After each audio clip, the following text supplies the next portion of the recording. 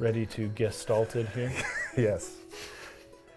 Welcome back to the State of the Arc podcast. My name is Mike. My name's Kaine. We're going to start out today with a huge shout out to all of you who have been supporting this podcast and who have helped us achieve our monthly goal. That's why we're back in the studio a week later, because the show is now weekly. So thank you to the audience. Yeah. You are our sponsors. I think I mentioned this on a podcast a couple podcasts ago. I've been rejecting Sponsorships. Yeah, we mentioned that during because Ep.4. they want us to do like commercials for their thing, and it's like, Yeah. not only am I not interested in what you're trying to give me, I know that our audience is probably not. And like, I just don't want to do that. Yeah. So I would love for this to remain a audience-sponsored show. You guys are making that possible, and now the show is going to be weekly again. So absolutely, thank you to all of you who have reached out and supported us on Patreon and Subscribestar.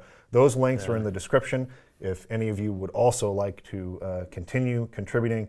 And we will talk about like another goal in the future. I don't want to do that today. I just kind of want to celebrate the fact that we're here. Sure, yeah. And just say thank you to everybody. You guys make this possible. Yeah. Okay. We're going to move into our final episode of our Nier Replicant analysis today. And for the most part, because we've beaten all of the endings and did everything in the game, this was about focusing on some supplemental material. In particular, we both read Grimoire NieR. Yeah. And it's a book that contains a lot of background information, but also a lot of interviews. Yeah, with interviews. The team.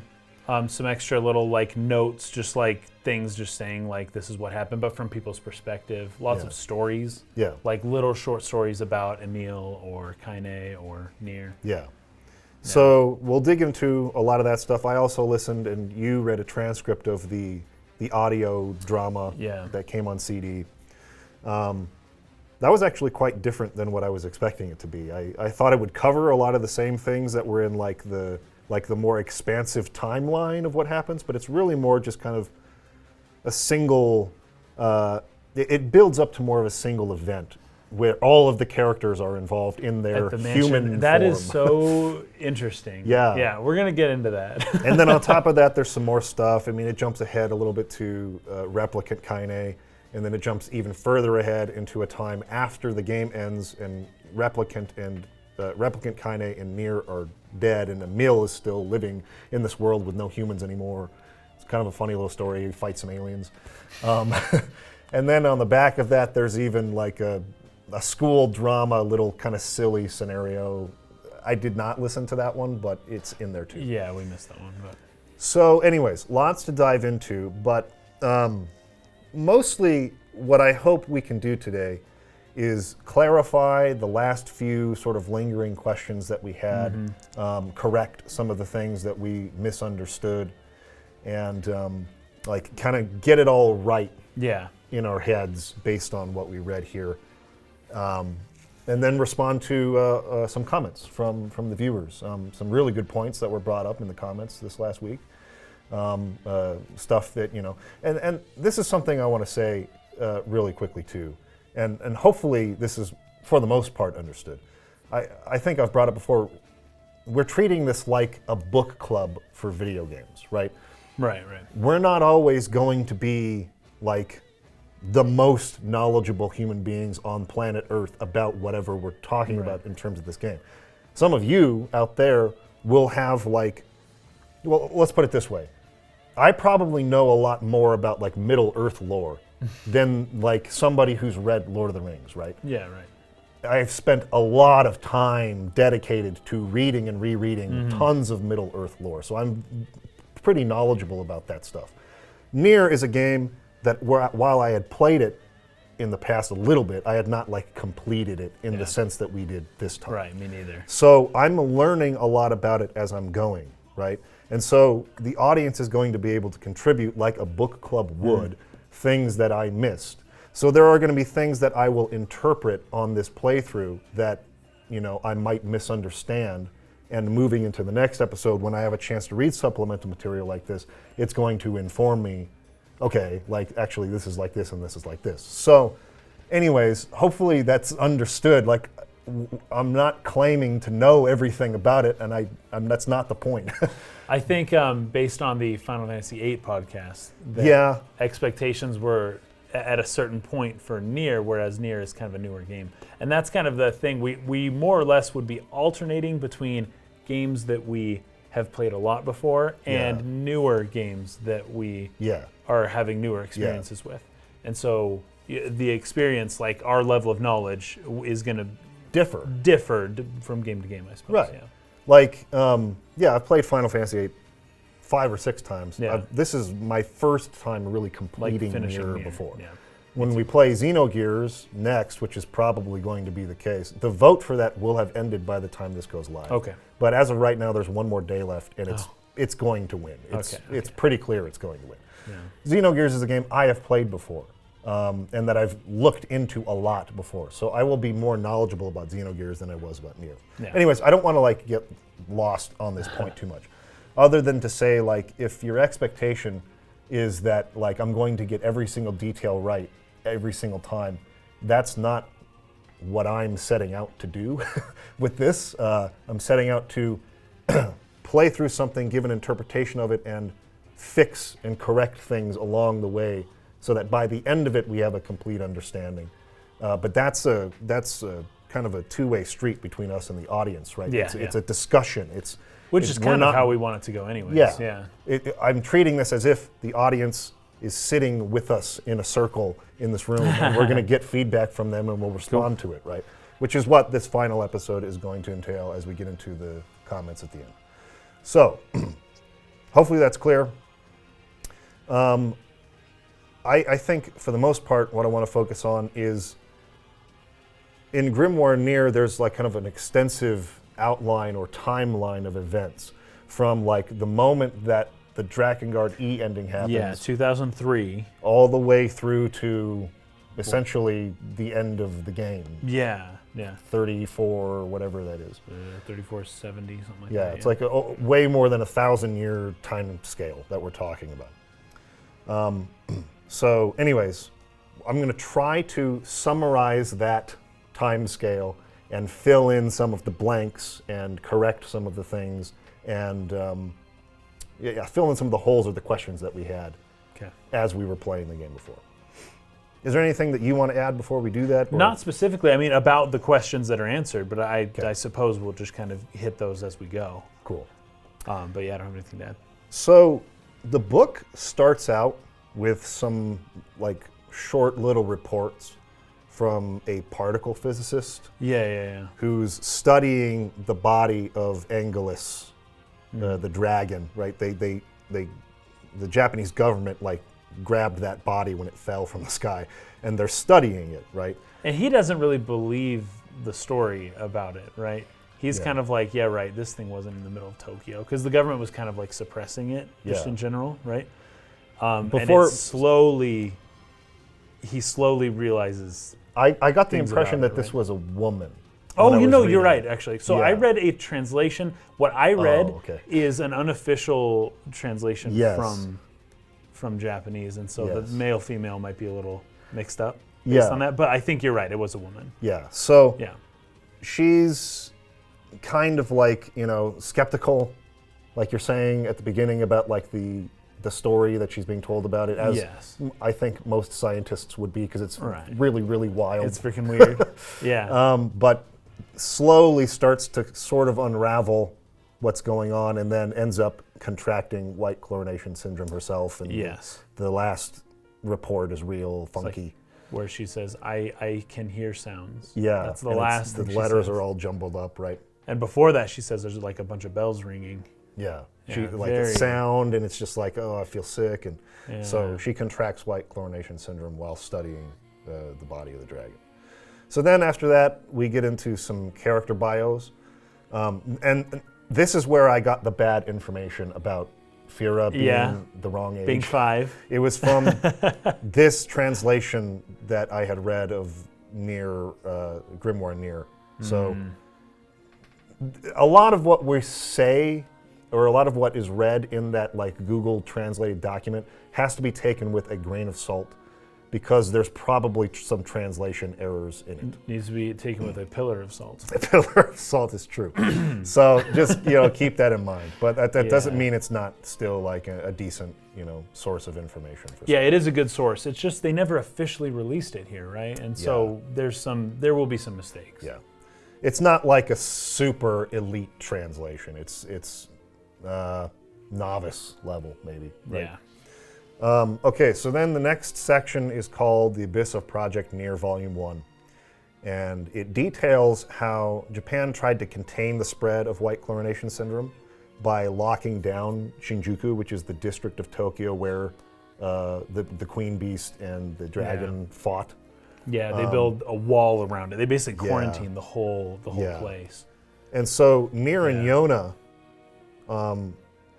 much later in the future, because this quarantine and this lockdown happens probably early 2000s, early to late 2000s, or maybe this is saying 2008, 2010s. Yeah. Oh wait, this is even before that. Yeah, or before 2010. Yeah. But 28, the wall is destroyed. But NieR and Yona are kind of like in that area 50-ish years later, right?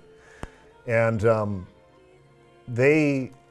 Yona is sick, but they hear word of the Salvation Support Plan, which is a front that this organization is putting up to try to collect people to find someone who will be able to bond with Grimoire NieR and become a stable gestalt. Yeah, so they made a bunch of copies of Grimoire NieR, seeded them out to these sort of like what would you call it? Like a soup kitchen, or like a place for homeless people to go and kind of get help.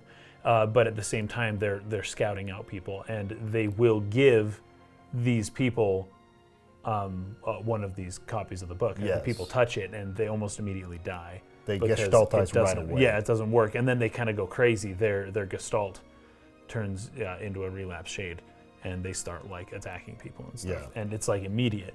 And so, but they, as far as the government's concerned, they're like, we have to find somebody's going to work. They believe that somebody has the DNA sequence to where it will be a match. But in order to find them, they kind of have to do this really shady thing. Yeah. They just trick people. NieR goes there with Yona under the pretense that they'll have food or supplies, and he kind of figures out what they're really doing, and he runs away, but he has the books, right? And that's where we get the prologue section where he touches it and so that's after he has fled. Right. Yeah. So a little bit of some filling in the details of what was going on right before that prologue happens, right? We'll get into that a little more too in a minute. Then it kind of jumps ahead to after the time skip, and it does some explaining about Replicant NieR and Replicant Yona in the future, which, there was some interesting stuff there, but I found the more interesting tidbits here were explanations about the Shadow Lord himself. Oh, yeah. So there was an organization called the World Purification Organization that was sort of heading Project Gestalt. Yeah. And they promised Gestalt NieR, the Shadow Lord, that Yona would be able to be kept from relapsing. Yes, but they'd have to put her in stasis or cryo sleep until the research developed to a point where a cure, a one-time administrative cure, could be delivered. I think they were just hoping. Yes. They were like, put her down and hopefully we'll create that. But they gave Shadow Lord NieR the impression that this was a thing. Theoretically it can work, we just need a little more time, that kind of stuff. And so he was thinking it will work, and then they were like, we have no idea how to help her. Yes. But it was making Shadow Lord NieR kind of crazy. The only reason he was going to comply with them was to save Yona. Yes. So they were in this weird conundrum where they were like, if we tell him his sister is going to die, humanity's doomed, right? So they didn't know exactly how to approach him with that situation. And so they kind of just lied to him, and they kept leading him along, and we're almost there. A cure is so close. We're almost there. Yeah. And years later, he's like, where's the cure? And they're like, They finally, I think, had to come clean and tell him that, maybe in 1,000 years there will be a cure. And he wasn't happy about it, but at least he was willing to do it for Yona, you know? They're like, maybe in 1,000 years we'll have a cure. Just hold tight till then. And at least Yona didn't die right then. Yes. So he kind of had to play their game. He had no choice. Yeah. So a couple of key things there is, it wasn't like a direct lie, but it was definitely a half-truth. Yes, exactly. They gave the impression, like you said, that maybe theoretically we just don't have, we don't have it totally figured out, but we are confident that we're going to get there. When they weren't confident about this at all. No. Basically, they had no confirmation whatsoever that a relapsed shade could ever be saved once it had started relapsing. That's true. Yeah. And that's something that's confirmed by Yoko Taro in some of these interviews too, that we'll get into later, is that once a shade or a gestalt start relapsing, it's over. Like, not even like forcing them back into their bodies will stop the relapsing process. You have to take only stable ones and put them back in. If it starts relapsing, it's over for them. Yeah, they will die. Eventually, they're going to die. Yeah. They're going to go crazy. And so they have that, they kind of know this, the scientists, but they don't tell him that part. But theoretically, maybe we could find a way, so it's not a total lie. It's so. Are you aware of who Elizabeth Holmes is by chance? No. She started a company called Theranos, and it does this kind of thing where there's a big documentary about it. But she could take one drop of somebody's blood and then read it, and you could determine whether someone's going to get cancer, whether they have Alzheimer's like potential, or whether anything is wrong with them. Just on one little drop. Her idea, the technology never worked. She never actually had the technology. It was a complete like fraud company that was worth billions. It was worth so much. Wow. And she was like the first female self-made billionaire. It was big. She was on the cover of Forbes, and it was a big deal. And it all came crashing down. And her whole thing was like, you fake it till you make it, right? So she was like, oh, we can do this. And she's like, of course, in 10 years we'll be able to do this. So. And then 10 years pass and still can't do it. And finally, the whole thing came crashing down. But it's that kind of idea that I think a lot of people fall into, of like, it's going to happen, so I'll just say that it's happening, when it's totally not true. Yeah, that was kind of the situation here. And so the reason that they needed him was because he was the first, like we said previously, stable gestalt. So a gestalt who's not relapsing. As far as they know, and they may be right in this, he's the only one. Yes. He's the only one that would not relapse initially after touching Grimoire NieR, originally. There probably were others, but it's like how you got to kill everyone to find out who it works for. Yes. And they'd already killed tons of people to find out that he worked.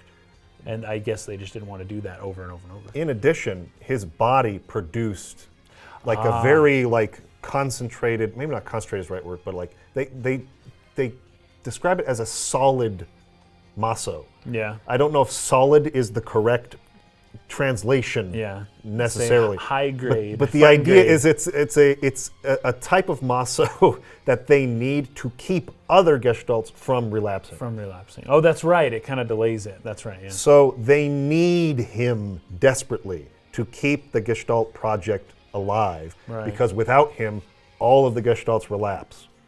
So any new gestalt that they create, they can use the maso that he produces to stabilize them in their cryo sleep. Right? Now they discover over the many years that follow, even these start to break down over time. It's not like it's not truly like they're not truly stable, even from the maso he's producing. It's slowing down the process of relapse. It's not totally stopping it, which is why you're getting all these relapse shades in the game itself when you're playing it all those years later, right? Even though the Shadow Lord is still there producing this muscle. So, that is that. And then this was something that, I don't know if this is necessarily confirmed in the book, but it was an idea that I thought was interesting from somebody in our Discord who posted this in the podcast chat in the Discord. So we were asking about why does Yona in the prologue get the black scrawl? That doesn't make sense. She's not a replicant, right? Because that's unique to replicant. I have the thought here, but let's hear what you got. So his idea was that she was becoming gestaltized. Yes, that is true. Right? Yes. So her body wasn't contracting the black scrawl necessarily. It was changing into a shade. Like Okay, kind of like how say Kaine looks when you fight her as a boss, yeah. when she's all shade-like. Yeah. It's like Yona's body was transforming in that moment into that. that. Now, they don't actually show that in the prologue because that would give away Oh, the right. big What the shades are. secret of the fact that we're not Yeah. seeing the same people 13 or 1400 years later, right? So Yeah. like they kind of like cut away from it before you see Yona like actually transform. And that made a lot of sense to me. I could see that as being... Well, in part because it is said somewhere in this book, it's a lot. It's pretty long. There's a lot of stuff there, but that this Shadow Lord NieR is a Gestalt from the moment he touches Grimoire NieR. Yes. That he is now a Gestalt. So Yes. when you start playing as him at the beginning of the game and you're using all those attacks, he is already basically turned in. The separation of body and soul has already taken place. Yes. He is a Gestalt. Yes. And so I didn't know that, right? But yeah, he is a Gestalt. And for the rest of the game, even as he's talking, he can present like a normal person. He can still be around and everything. And he looks, for all intents and purposes, he still looks human. Well, he still looks like he has a physical human body where he actually is a Gestalt. So, Yeah.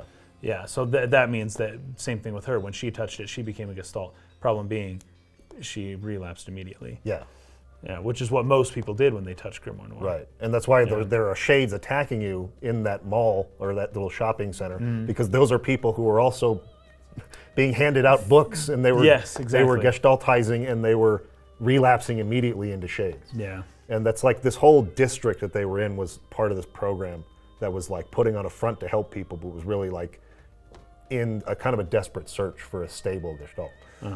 So anyways, really interesting background there on the prologue, puts it all together for me. So this is something I just wanted to say really quick. There was somebody who asked if we would talk about the significance of the name NieR, which he was saying was a French word, right? Because like false, or what does it mean? Like yeah, I looked it up and it was deny on denial. Google Translate. That's it. It means denial. Yeah, it's probably where the word Nile comes from. Niel, anyways.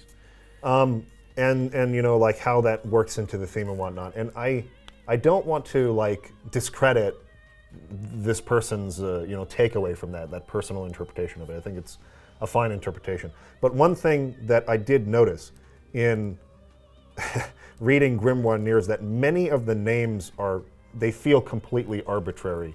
Oh, sure. And as just homages to other things. Okay. Like there's a lot of names that come directly from Peter Pan or Pinocchio. Oh, sure. But yes. like, or even like Yona's. Hansel and Gretel. Yeah, Yona's name is from the book of Jonah in the Bible. Right, it's Jonah, but they say. But Yonah. as far as I can tell, there is no connection between the character Yonah and the prophet Jonah in terms of what those stories are. Yeah, I don't. And I've struggled to find any sort of meaningful connection with many of the names.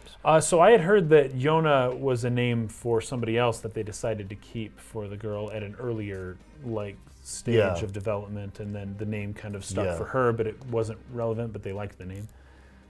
Because you have like Weiss, which is German for white, which makes sense because it's the white book. And Noir, which is French for black. And German, it's both. But yeah. Is it in German as well? It is, yeah. Oh, I thought somebody in the comments had said that it wasn't. They had. Oh, really? Okay, Yeah. I may not have read those comments. It was a couple of times ago. The guy was saying like Noir is not black. We can at least say Noir is definitely black in French. Yes. Noir. So. I don't actually speak German. So in any case, it's white and black, right? So like those make sense. Those are purposefully chosen.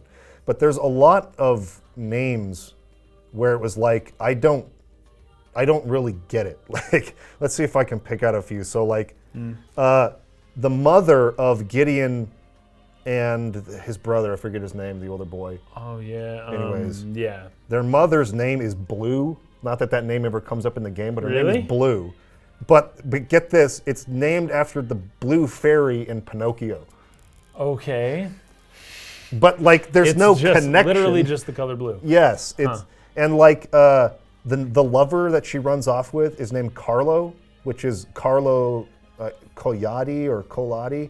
who is the author of Pinocchio, Oh, okay. right? But like, I'm not. So I Italian don't. name. Right, like some of these names just feel pretty arbitrary as just like, oh, I like Peter Pan. Like Wendy is the name of the big circle shade in the area that you fight towards the end of the game when it gets nuked. Mm-hmm. It's Wendy from Peter Pan. Why that thing is called Wendy, I have no idea.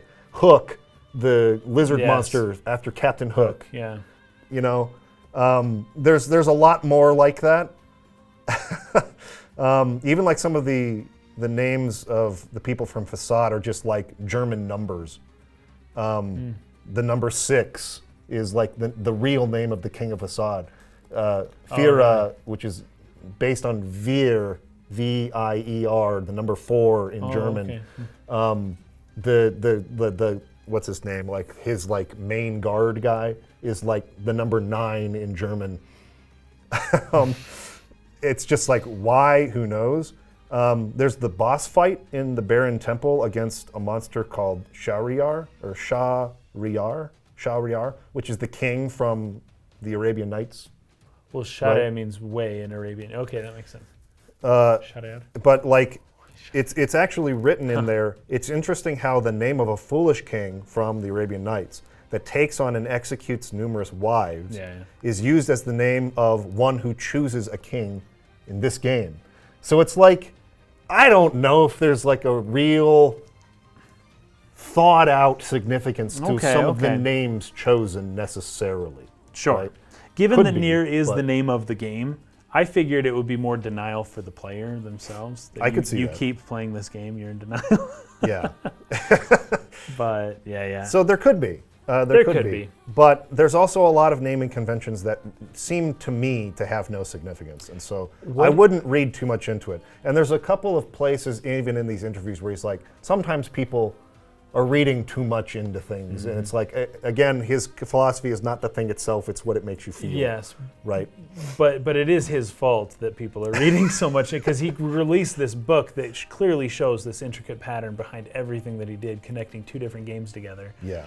And, you know, I mean, I keep bringing this up, but Tetsuya Nomura is in the similar boat as Yoko Taro, in that sometimes things don't make sense, but it's and they think maybe people read into things a little too much, but it is their fault.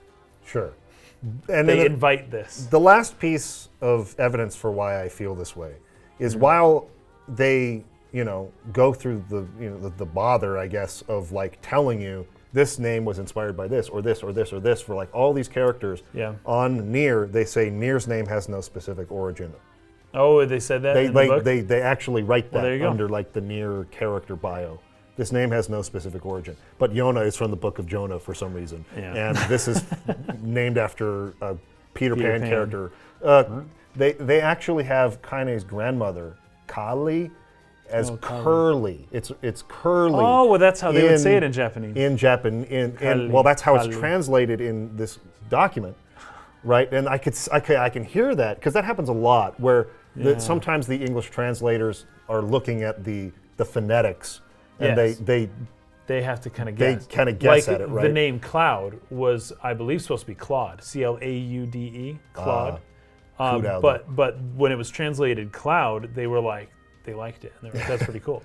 But the name Kuraudo is also the same characters for the character in Star Ocean 2. Star Ocean 2, Yeah. second story, his name is Claude, but in Japanese it's Kuraudo. It's the same as Cloud, name. But it's the same kind of thing. There's kind of an homage going there. But yeah. So anyways, I don't know if there's a significance truly to the name Nier or not. According to this, there isn't, but I'm not saying that to like discredit anybody's like interpretation, like the word denial in French having some significance to the game's like nihilistic or Nietzschean sort of like. Sure, it's not out of the realm of possibility. It's just when they were presented with an opportunity to say if it meant something, they said no. They said no. So make of that what you will. Okay, so then the book goes into the second part of the Abyss of Project Nier, so Volume 2. And expounds a little bit on something called Project Snow White, which was the series of experiments that created Emil and Halua. Yeah. And this was carried out on like children that were being used as like soldiers to combat Legion and Red Eye. Yeah, so there's a reason for this. So there's this substance that they would inject people with that was derived from some type of magical property. It's called luciferic or something. Lucifer. Yeah. Has the it's name like a Lucifer in it. medication. Yeah, but it's a little liquid injecting thing that gives people a boost, and it only came about after they discovered magic, and they determined that they were able to use this substance to slow down the spread of white chlorination like syndrome. impedes. Yeah, it impedes it. They told people it was a vaccine that would keep them from getting it. That was a lie. Yeah. That was it just slows it down so they can do what they need to do, and then they will eventually die. But it's this specific substance, and they mention in the research notes that the younger the patient is that receives this, the more effective it is, the better it works. And so, before you know it, we're in Emil and Halua's kind of world, and based on what you'd read before, you know exactly why there's a bunch of kids here being experimented on. Yes. It's because the adults just don't handle these experiments very well, and the kids do, which is very unfortunate. But Yoko Taro likes to do crap like that. So yeah, it gets into that a little bit, and then it actually, an interesting note I took here is that it states pretty much straight out in Grimoire NieR that Emil has feelings for NieR, like romantic feelings. He likes NieR. Right? Oh, really? And Kaine But he does, also thinks of him as a brother, right? Yeah, but like has like romantic feelings for NieR, and Kaine does as well. Yeah. And that's something that troubles her specifically. She's like, Oh, with Emil. I like him, and I know that you like him too, and we're like brother and sister Right, buddies they're like friends, that camp out and stuff, and this is really awkward. That's funny. I don't know if Emil knew that she liked NieR. Probably not. Because Emil- she doesn't Yeah. give that impression necessarily. She keeps that close to the chest. Yeah. Emil's But- too innocent. He wouldn't have picked up on that. But it bothers her, and it's something she worries about, that she knows Emil also likes the same guy that she likes. So there you go. It's a lot more straightforward, and even in the interviews, he straight up just says, yes, Emil is gay. He is, because there was the question of, Emil, we don't really see these gay tendencies come out until after he is Melded in with his Halua's sister. body, Yeah. basically. And they're saying, hey, do you think Halua's femininity is influencing his perception? And Yoko Taro laughs at it. He goes, no, Emil's gay. And it was like an exclamation point. It's like, Emil's gay, exclamation point. Like, okay. Fair enough. So he puts that to rest. And then with Kaine, the next question comes up, well, does NieR like Kaine? Because Kaine likes NieR. And Yoko Taro was a bit evasive on that one. He wouldn't definitively answer what NieR felt, because he said NieR's story is about his sister and how he feels about her. It's not, and as to the extent that there is ending D or something like that, to where NieR would sacrifice himself for Kaine, he says specifically that is more for the player, how the player feels about Kaine, not so much how NieR felt about Kaine. Because NieR's story is all about his sister. And it doesn't, Kaine is there, he may like her, he may not, but his sister is his like number one goal. Yeah. And so the ending D is all about the player. Yeah. And it's interesting the way he did that. Yeah, I have some notes on that too. We'll expand on that a bit more in the future, but yeah. It also goes over Fira's background a little bit. She was abandoned as a child. She had burn marks on her face before she came to Facade. I don't remember reading it in here. I might have just missed it, but there were some people in the comments talking about slavery, or she was like forcibly taken and like sold or something like that. I don't remember reading any of that in the book, but somebody mentioned that. I didn't see that either. I just saw Maybe that it's in her one of the. parents- It's probably one of the short stories. Now that I think about it, Well, I read the short Did you read stories. all of them? Well, I skipped over the junkyard. But I read Fira's story. I mean, her thing about so you selling the did. fruit and stuff, yeah. Okay, I didn't read all of them, so Okay. I read don't Fira's. know. She did mention about how her father didn't like her very much, and she was kind of an impediment to his business, and she would revolt the customers as they came. So he kind of 'cause wanted of her her to, face. because she didn't look nice. He wanted her to stay up in her room all the time, and he didn't want her out, and he was pretty rude to her. But I don't recall anything about slavery. Okay, so I don't know. That could just be somebody misremembering. Or it could be a subtext thing that's like, how did you miss this? And I'm like, I don't know. Anyways, she's following a rule, so she's not mute, right? It's not that Yeah. she cannot speak. She's following a rule of Assad that states that people without a family registrar in the city are not allowed to talk. Yeah. So she's using body language, using sign language to communicate, but it's not because she cannot speak, it's because she's following a rule that says she cannot speak. So I thought that that was kind of an interesting little tidbit about her. Yeah.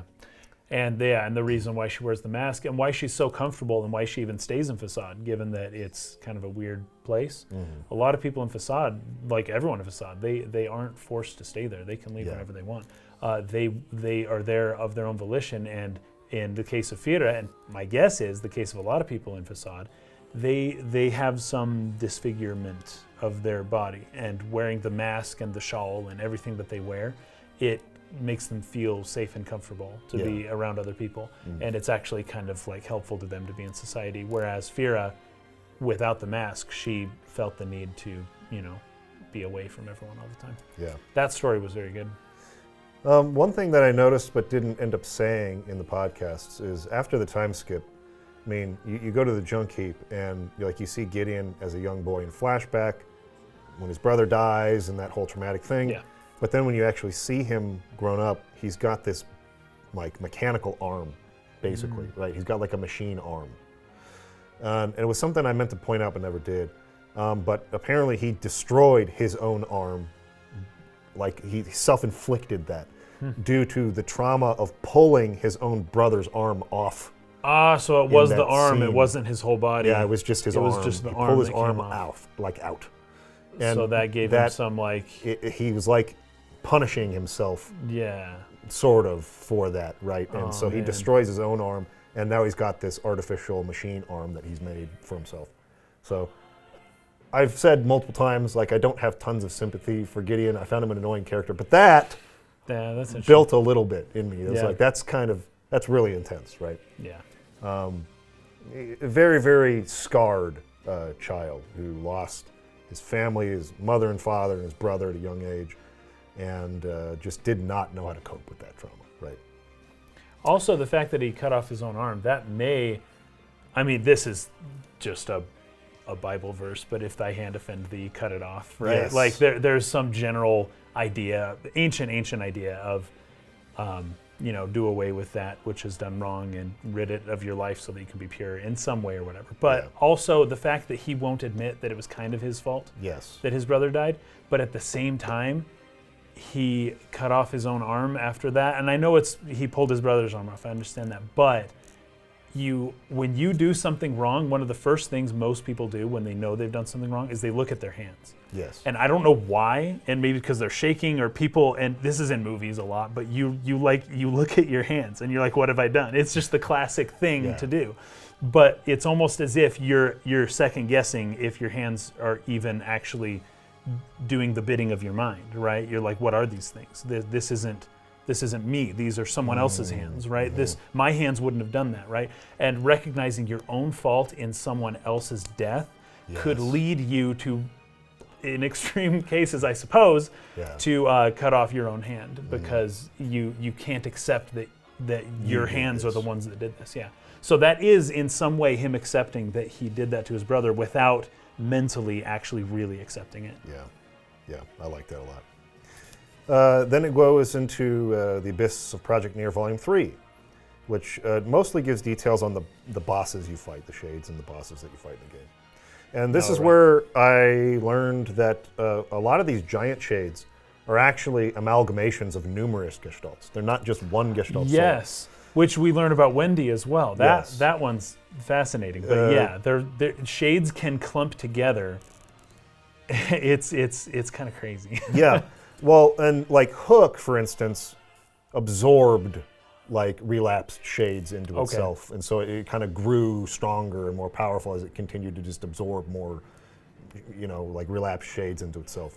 But this is actually something that's detailed a little bit more in the episode Mermaid short story, right? Like in the game episode Mermaid, you're not in Kaine's thought. She's not like a point of view character, because you're still playing as Nier. Yeah. But in the short story, it does put her for a little bit as a point of view character, where she's recognizing this is a shade, right? And Tyrion is sort of talking to her. You get that moment where he's like, "Oh man, like this is a really powerful one," or whatever in the game.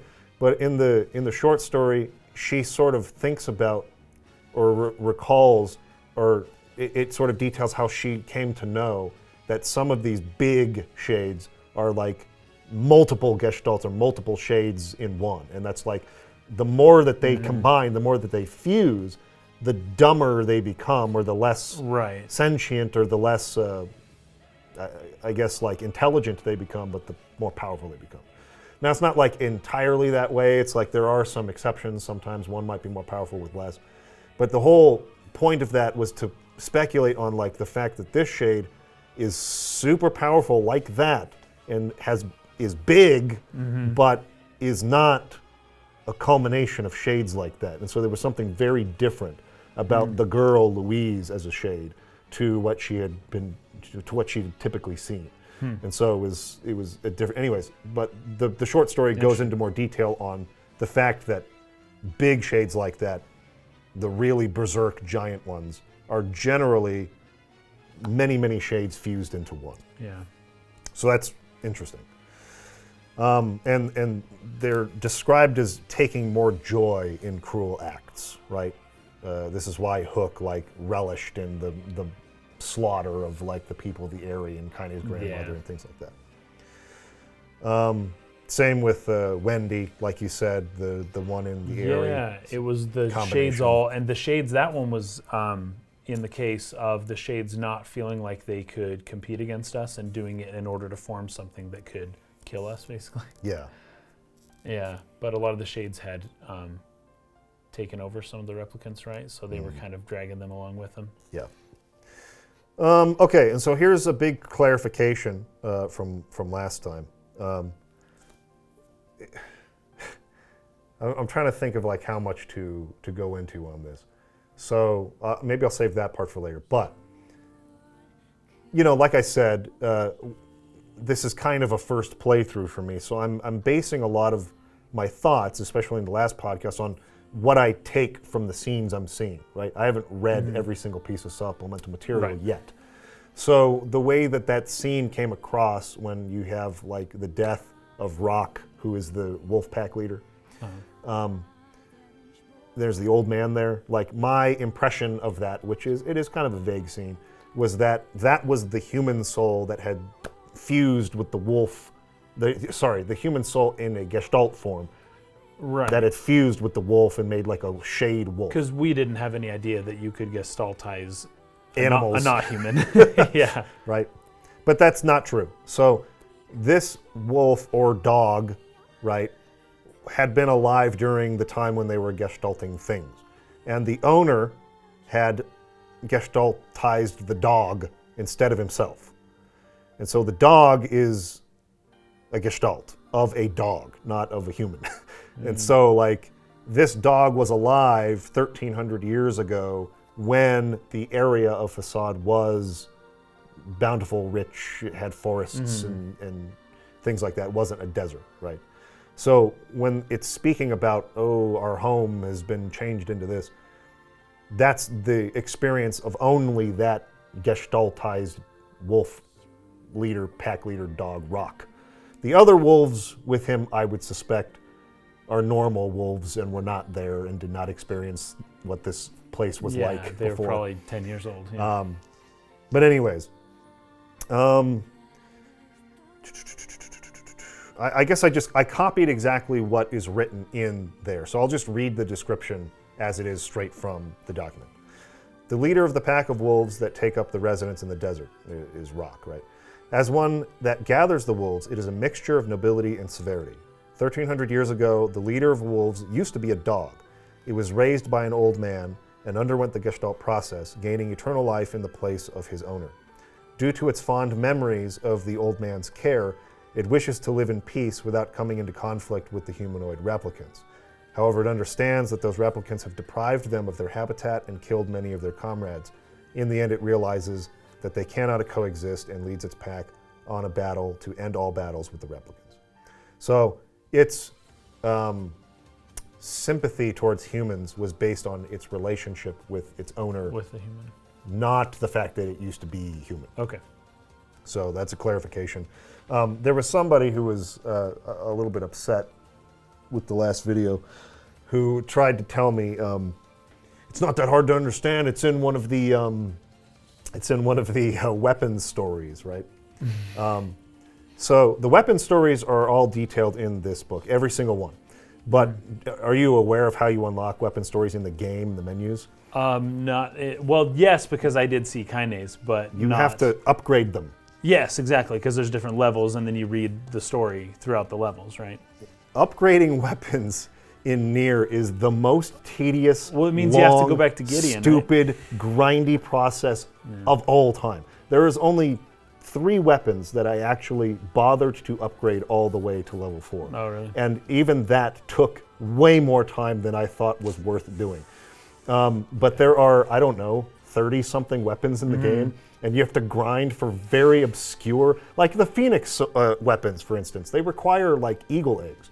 There is one place in the whole game where you can get eagle eggs, and that is in the Eyrie, in that spot below the home of the elder or whatever, right? Okay. Like down on the level below that. Right. So you have to run in, climb all the way over there, climb all the way down. Oops, that wasn't an eagle egg because it's a rare drop or whatever, or a rare spawn. Sometimes it can be something else, like clay or something else. So you have to run all the way freaking back out and leave the Eyrie so that it will spawn again, and then come back in and do that again and hopefully get an eagle egg. And you have to have, like, I don't know, 10 eagle eggs total if you want to upgrade all the Phoenix weapons to level 4. That's BS. I'm not doing that. Right. I'm not doing that. I'm sorry.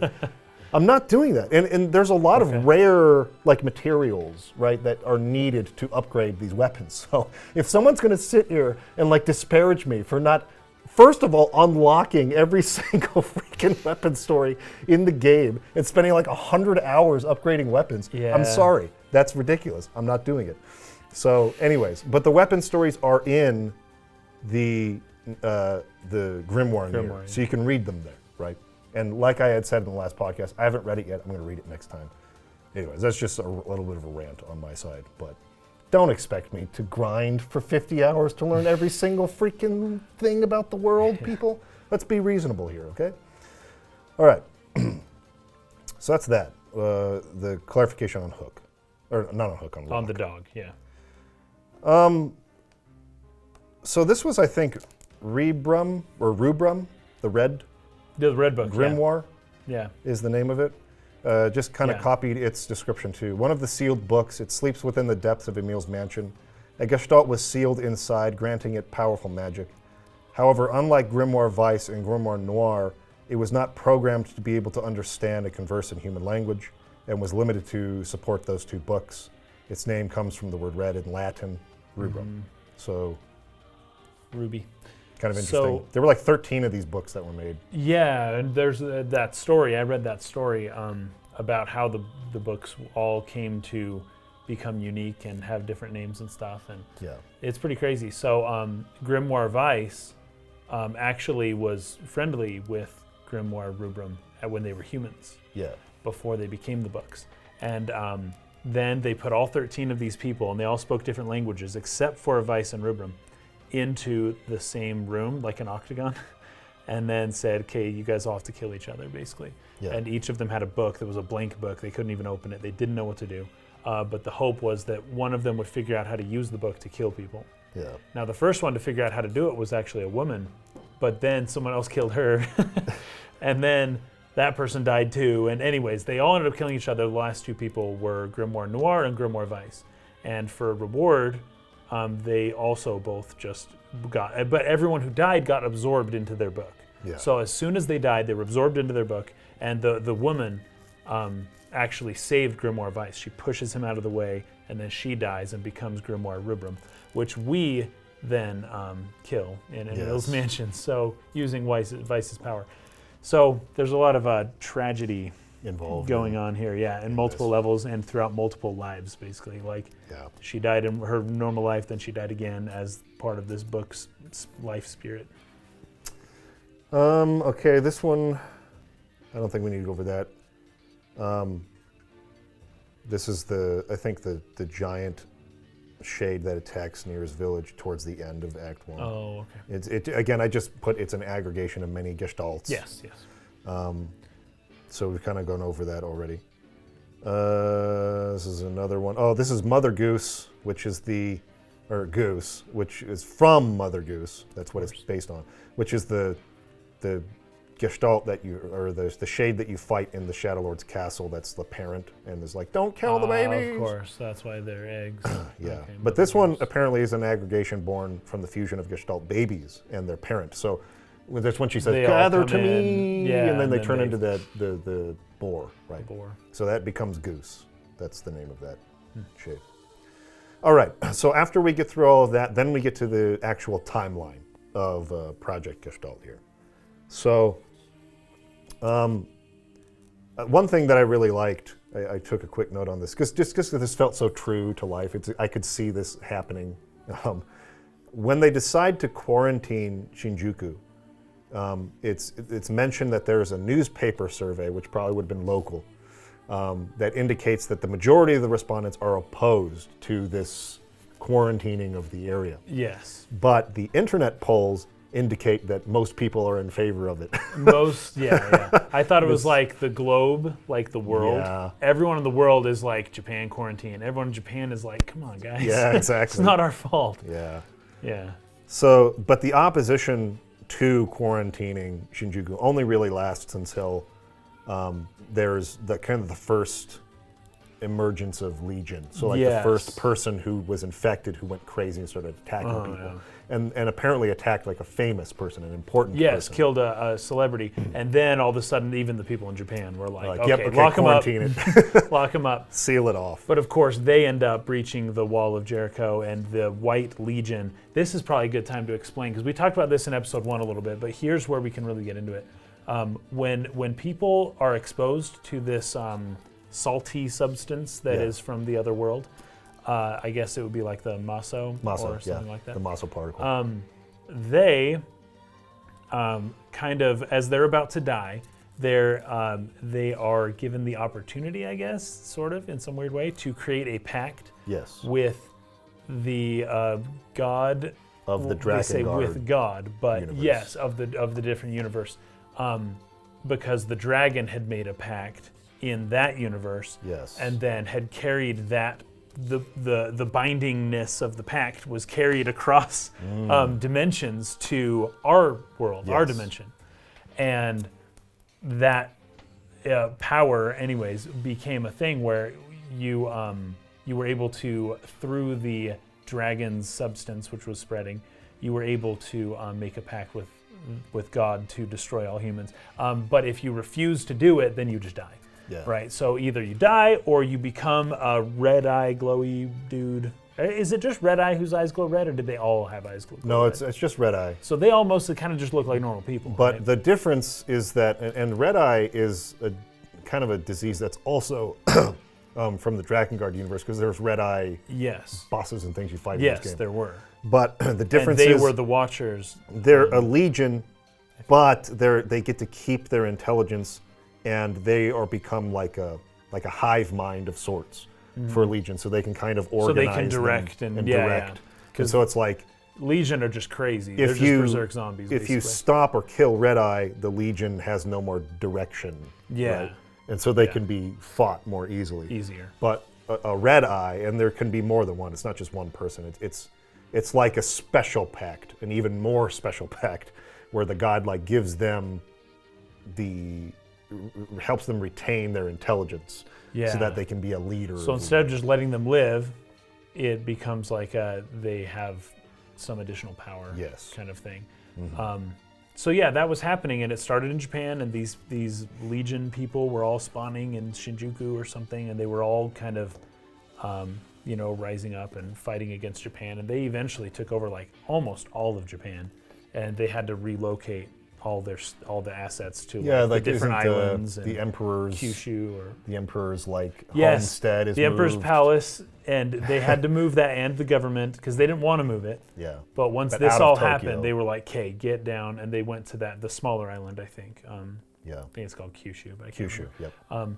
And then And then that's when the Japanese people and government determined that it's the best way forward is to make an agreement with the United States. So the United States says, okay, then we're handling this now. And drops a nuclear bomb on top of Tokyo. It was a very unfavorable pact, or what is it called? It's not a pact. It's a treaty, something maybe, alliance. I had a specific word for it. Yeah, the terms were not favorable. America was basically like, hey, you're going to pay for this. Like, you are going to owe everyone A joint operation. tons of money because this is your fault. And Japan didn't think that was fair to blame it all on them. Yeah. But, that's kind of how it went. So everyone blamed Japan, and America was like, hey, you pay for the reparations and we'll come in and help. Yes. And so they were not fair to Japan, but at the same time, they didn't have a choice. And part of this, if I'm not mistaken, part of this agreement was that they were going to take the body of the dragon to America. Yes, to study. and it was taken to America, which The body of the dragon, May and then not have been a great also idea. like specific Legion corpses and things like that were taken out of Japan for the first time to be studied. This Yeah. is one of the, not the only, but one of the ways in which this Maso particle gets out of starts to Japan. kind of spread a little more. Right. Yeah. But they kind of determine like they can't save Shinjuku, so Yes. they carpet bomb it first. That doesn't work. The population doesn't change. They're like, there's Yeah. still the same number of Still people. the same number Yeah. of Legion, and that's when they decide to nuke it. And And that worked for a while. But the book kind of alludes to the fact that nuking it may have dealt with the problem initially, but it also blasted the particles to China. the particles into the air, which then got caught on the jet stream and just kind of went all over. yeah, And yeah, it went to China first, and that's where Legion starts showing up in China now. And then from that point on, it's chaos on the whole planet. Yep. It's not just Japan anymore. white chlorination spreads all over the world. Yep, all over. So this creates like something like a 30-year war against Legion that is kind of ongoing. And this is where organizations like Hamlin, which was an international organization, kind of come in, where they have that, what it was called Luciferase or something like that. It's the drug that like retards or impedes white chlorination syndrome. But I can't remember what it's called. But it's another something. interesting thing is that like Japan didn't want to cooperate with Hamlin. They kind of mistrusted them, and so they sort of started their own research based on similar things where they were testing kids. And it's that place, that organization in Japan that's like competing with Hamlin that did all of the experimentation on Emil and Halua and that sort of thing. Because like you were saying, this drug is more effective on kids than it is on adults. Yeah, so they grab orphan kids and then they just kind of Yeah. mess with them. So anyways, there are these special like military squads or units that are injected with this drug, right? Yep. And it makes them like more resistant, and so that they can fight better against Legion. They call them the First Crusade, the Second Crusade, Third Crusade, and so on. And I think it gets up to like the 13th Crusade before they finally kill Red Eye. Yeah, in Jerusalem. Yeah. Yeah. And from that point on, Legion is kind of powerless. Yeah. Yeah. And so then that's when they start to feel like, okay, we wiped Legion out and we killed Red Eye, and now that's over. And that's about where the story in the audio drama comes in, where NieR is born and Yona and stuff. And so apparently Kaine's grandmother, the real person, Kali. not the replicant, but Kali, Yes, the human. and her husband, so Kaine's grandmother and grandfather, the human versions of them, right? They were like soldiers or Like instrumental in Yeah. fighting against Red Eye Yeah. and the Legion, and they were part of that 13th Crusade that killed Red Eye. Yeah. And that experience of fighting against Legion and Red Eye and losing their close ones, their loved ones, it had like a really big impact on Kali. She used to be a very kind-hearted woman, but now she's kind of turned into this bitter person, but they've become part of like the world's elite. Like they're very wealthy and they have private security Yes. detail, and they're funding this organization that does the experiments on Emil. Yeah, Yeah, so Kali is kind of implicated. So there was a couple of things I liked about this in the audio drama CD, and one is that it really does a good job of establishing the fact that the replicants have their own consciousness. It's not like some copy of the original person. No, yeah. This is a totally Just different separate person people. in the body who has a totally different personality and a different temperament. So Kali, the replicant, was that like, swearing, kind of like hard-edged, but really kind-hearted woman. But the real human version of the character was very different. Very like concerned about status, very just sort of like broken by what she witnessed in this, this war against Legion. Very harsh and not very kind-hearted anymore, though she might have once been. Even Kaine herself, who, by the way, was not intersex. No, she was just a girl. Yes, so this was an error in the replicant process. By making her a replicant body that was intersex, Yeah, so it was like an error in the process of recreating the replicant over and over and over and over again. That this replicant body is intersex, but the real person, the gestalt, was a woman. And she has a very different personality. She's very submissive and more, like sweet and kind-hearted and these sorts of things. So I liked that dimension that the audio drama brought to it, where it's like this really sets in stone that these are totally different totally different people, different consciousness, different personality. So I liked that about it. But one thing I didn't love about it, how do I say this? Like, it felt more like they were trying to reach for an excuse to get all the characters back together again. They definitely were. It reminded me a little bit of Star Wars Episode 3. Yes. Where Yoda is on the Wookiee island and and he's like, okay, you guys lost, we gotta go, but you did a pretty good job anyways. Good job, the mighty Chewbacca. And then it was like, that's Chewbacca! Chewie! It's Chewie, I know that person! Yoda. and Luke made C-3PO, and they're all connected. It's all... Anakin made C-3PO. Anakin made C-3PO, even though C-3PO is a stock robot and there's hundreds like him, but Anakin made that one. So it's that was like exactly what I they're felt. all so connected, and it's kind of cheap, and it's kind of... it's just a little corny. It is a little corny, and especially... Now... Oops. Can you possibly explain how, can someone possibly explain how Kaine was able to do what she did as a human? So, according to the drama CD, because there's a little report that happens right after that, right? Well, let's get to that in a minute. Let's explain like what happens. But yes, this is something worth talking about. Yeah. The story kind of goes like this. Like, NieR is...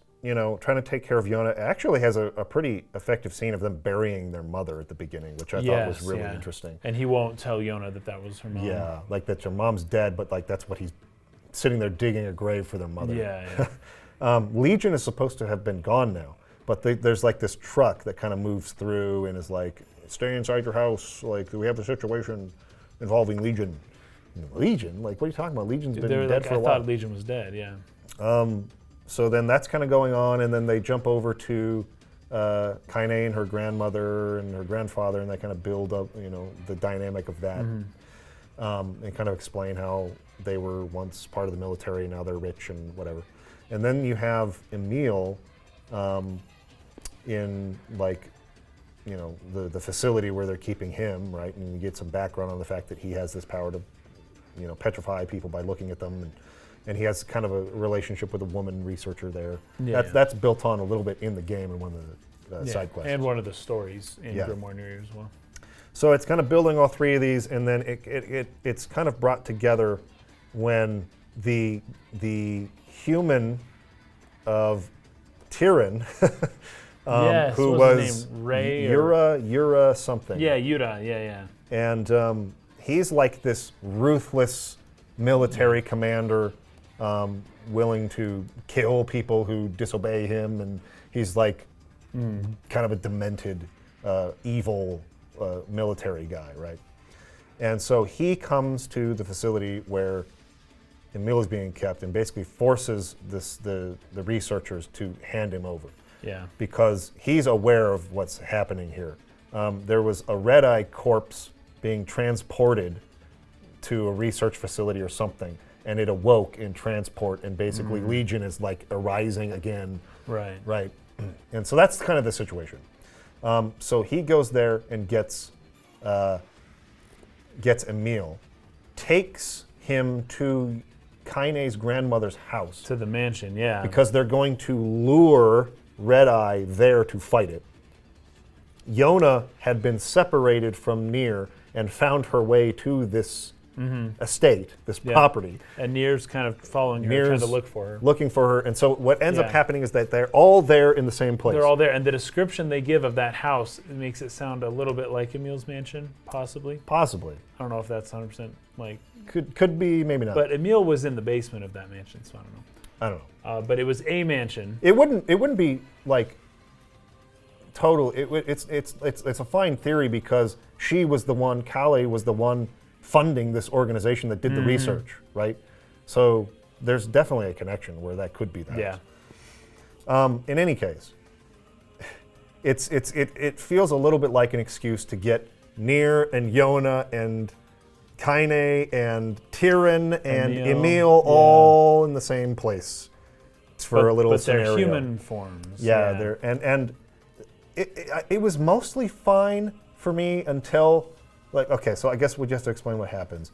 They are not able to fight. They're using a P-33 unit, or a P-22, I think is what it's called. Right. A robot Which to fight it. Which is really good at hurting things that have Maso in them or something. Yeah. It's like it shoots a beam at them. And It's made specifically for fighting this Red Eye.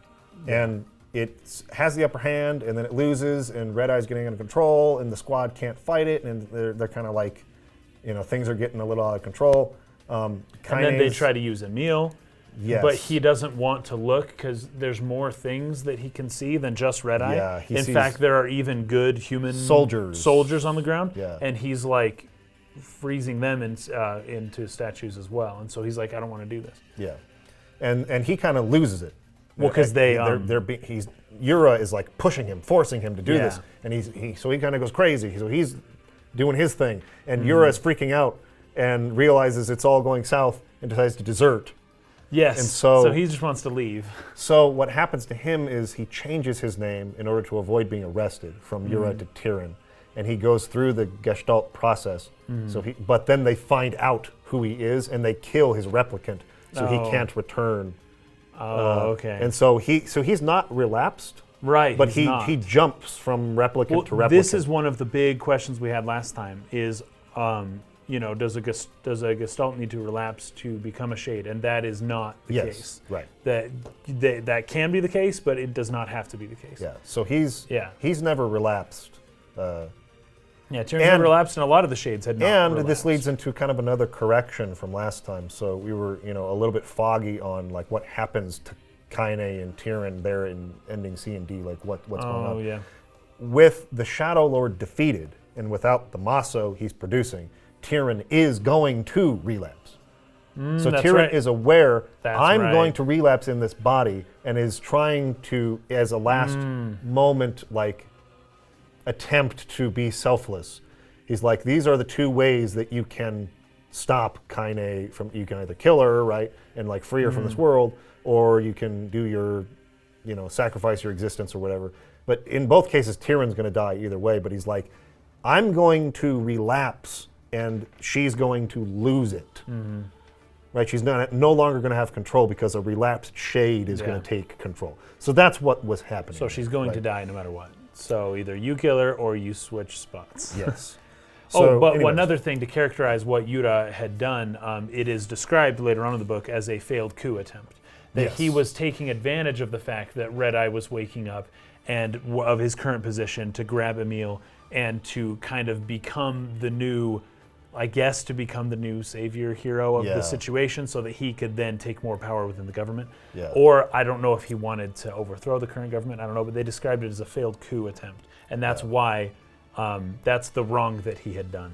you Yes. know, that he deserved his replicant to be destroyed. Yeah, so that's what happens with him. Now, after he takes off, Kaine's grandfather jumps in front of her grandmother to save her, and Yeah. gets crushed and impaled by the Red Eye. Right in front of Kaine. Very, very, very traumatic. Which is almost the violent same. thing. It's almost like the grandfather takes the spot of the grandmother in the game. Yeah. The grandfather is the kind-hearted, Yes. more gentle person who is more sacrificial.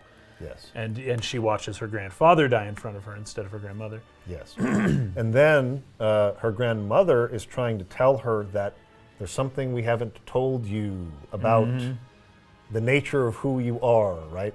It's very ambiguous, kind of vague, and then it gets taken by Red Eye and devoured. And this triggers something in Kaine where she goes berserk and Yeah. is actually powerful enough to fight and kill Red Eye. She basically tears it apart with her hands. Splits it open and Yeah. takes the grandmother out. Yeah. And is going nuts and can't control herself. So once Legion and Red Eye are defeated, is still kind of attacking people and stuff. And NieR, in all of this, you figure, get the sister and run leave. away. Get away from this. Yeah, But it was a war zone. He describes feeling like there's something about these people. I don't know what it is. I've never met them before, but there's just something. I can't give up on them. And that was the part that came across as a little corny Yeah. to me. It was like he feels That a was connection. done for the fans. He feels a connection. Again, the replicants are their own personalities. So Oh, yeah, that's true. That's true. these different people, Yeah. they're not the same person. This is why this is corny to me. Yeah. This NieR and this Kaine and this, well, I guess Emil is the same, but No, this- he is the same, actually, yeah. this Kaine and this NieR are not the same people at all as the replicants that we come to know in the game. Right. These people do not have the connection. There's no reason they should have a connection. It hasn't even happened yet, and they're different people anyways. So it felt like a corny way to try to bridge and be like, Yeah. oh, in any lifetime we're connected. And it's just, I didn't love that. But it was still Yeah, I interesting, agree. and it filled in some gaps. And it was mostly pretty well done, pretty well acted. It's in Japanese and stuff, but Yeah. it was fun to listen to. So that kind of leads us up to basically the Gestalt project, NieR and Yona touching the books. Yeah. And the Gestalt project was getting fascinating Gestalt because I could ties. see, like, this has a very low chance of ever actually happening, but I could see the humanity at work of how they kind of took reasonably logical actions throughout Sure. the course, the governments and everyone's response, and Yeah. well, then we did this and then we decided to do this. It's like, yeah, it's plausible. Yeah, It's it plausible does feel that way. it's what a government would likely do should something like this happen. And they would start researching the kind of stuff that they did and start being ruthless because it's humanity's survival's at stake, Yeah. And it made a lot of sense, actually, the way that they kind of... I agree 100%. Like the timeline of events, as I was reading through it, I was impressed by the convincing nature of it. It's like if something like this fantasy white chlorination syndrome Maso magical particle came into If something and like started that could infecting ever people, happen. it felt like it was a very logically thought out set of events that in the real world would feel believable to happen in response to this. So I really, really liked it. There's even some stuff that they detail after essentially the gestaltization of NieR into the Shadow Lord. and I found that stuff, like, super fascinating. So this is where they create the androids, because they put all the gestalts to sleep, right? Yeah. And the androids and the replicants who do not have sentience yet Yes. are tasked with Like cleaning ridding, up. like Yeah. purifying Yeah. the atmosphere of Maso. And it's almost like WALL-E, right? The replicants Yeah. are supposed to be little WALL-E robots that just go and clean up the broken world, and they do nothing but that. And Yeah. they do what they're told, and that's that. But after, what is it, like maybe 600 or 700 700 years, years later, all of a sudden they kind of stop wanting to do they that. start developing sentience. Yeah. And there's actually another incident where a new red eye emerges. Yeah, because one of the replicants goes to the place where the original Red Eye died in Jerusalem and like offers up her child to, I think her child had died or something like that.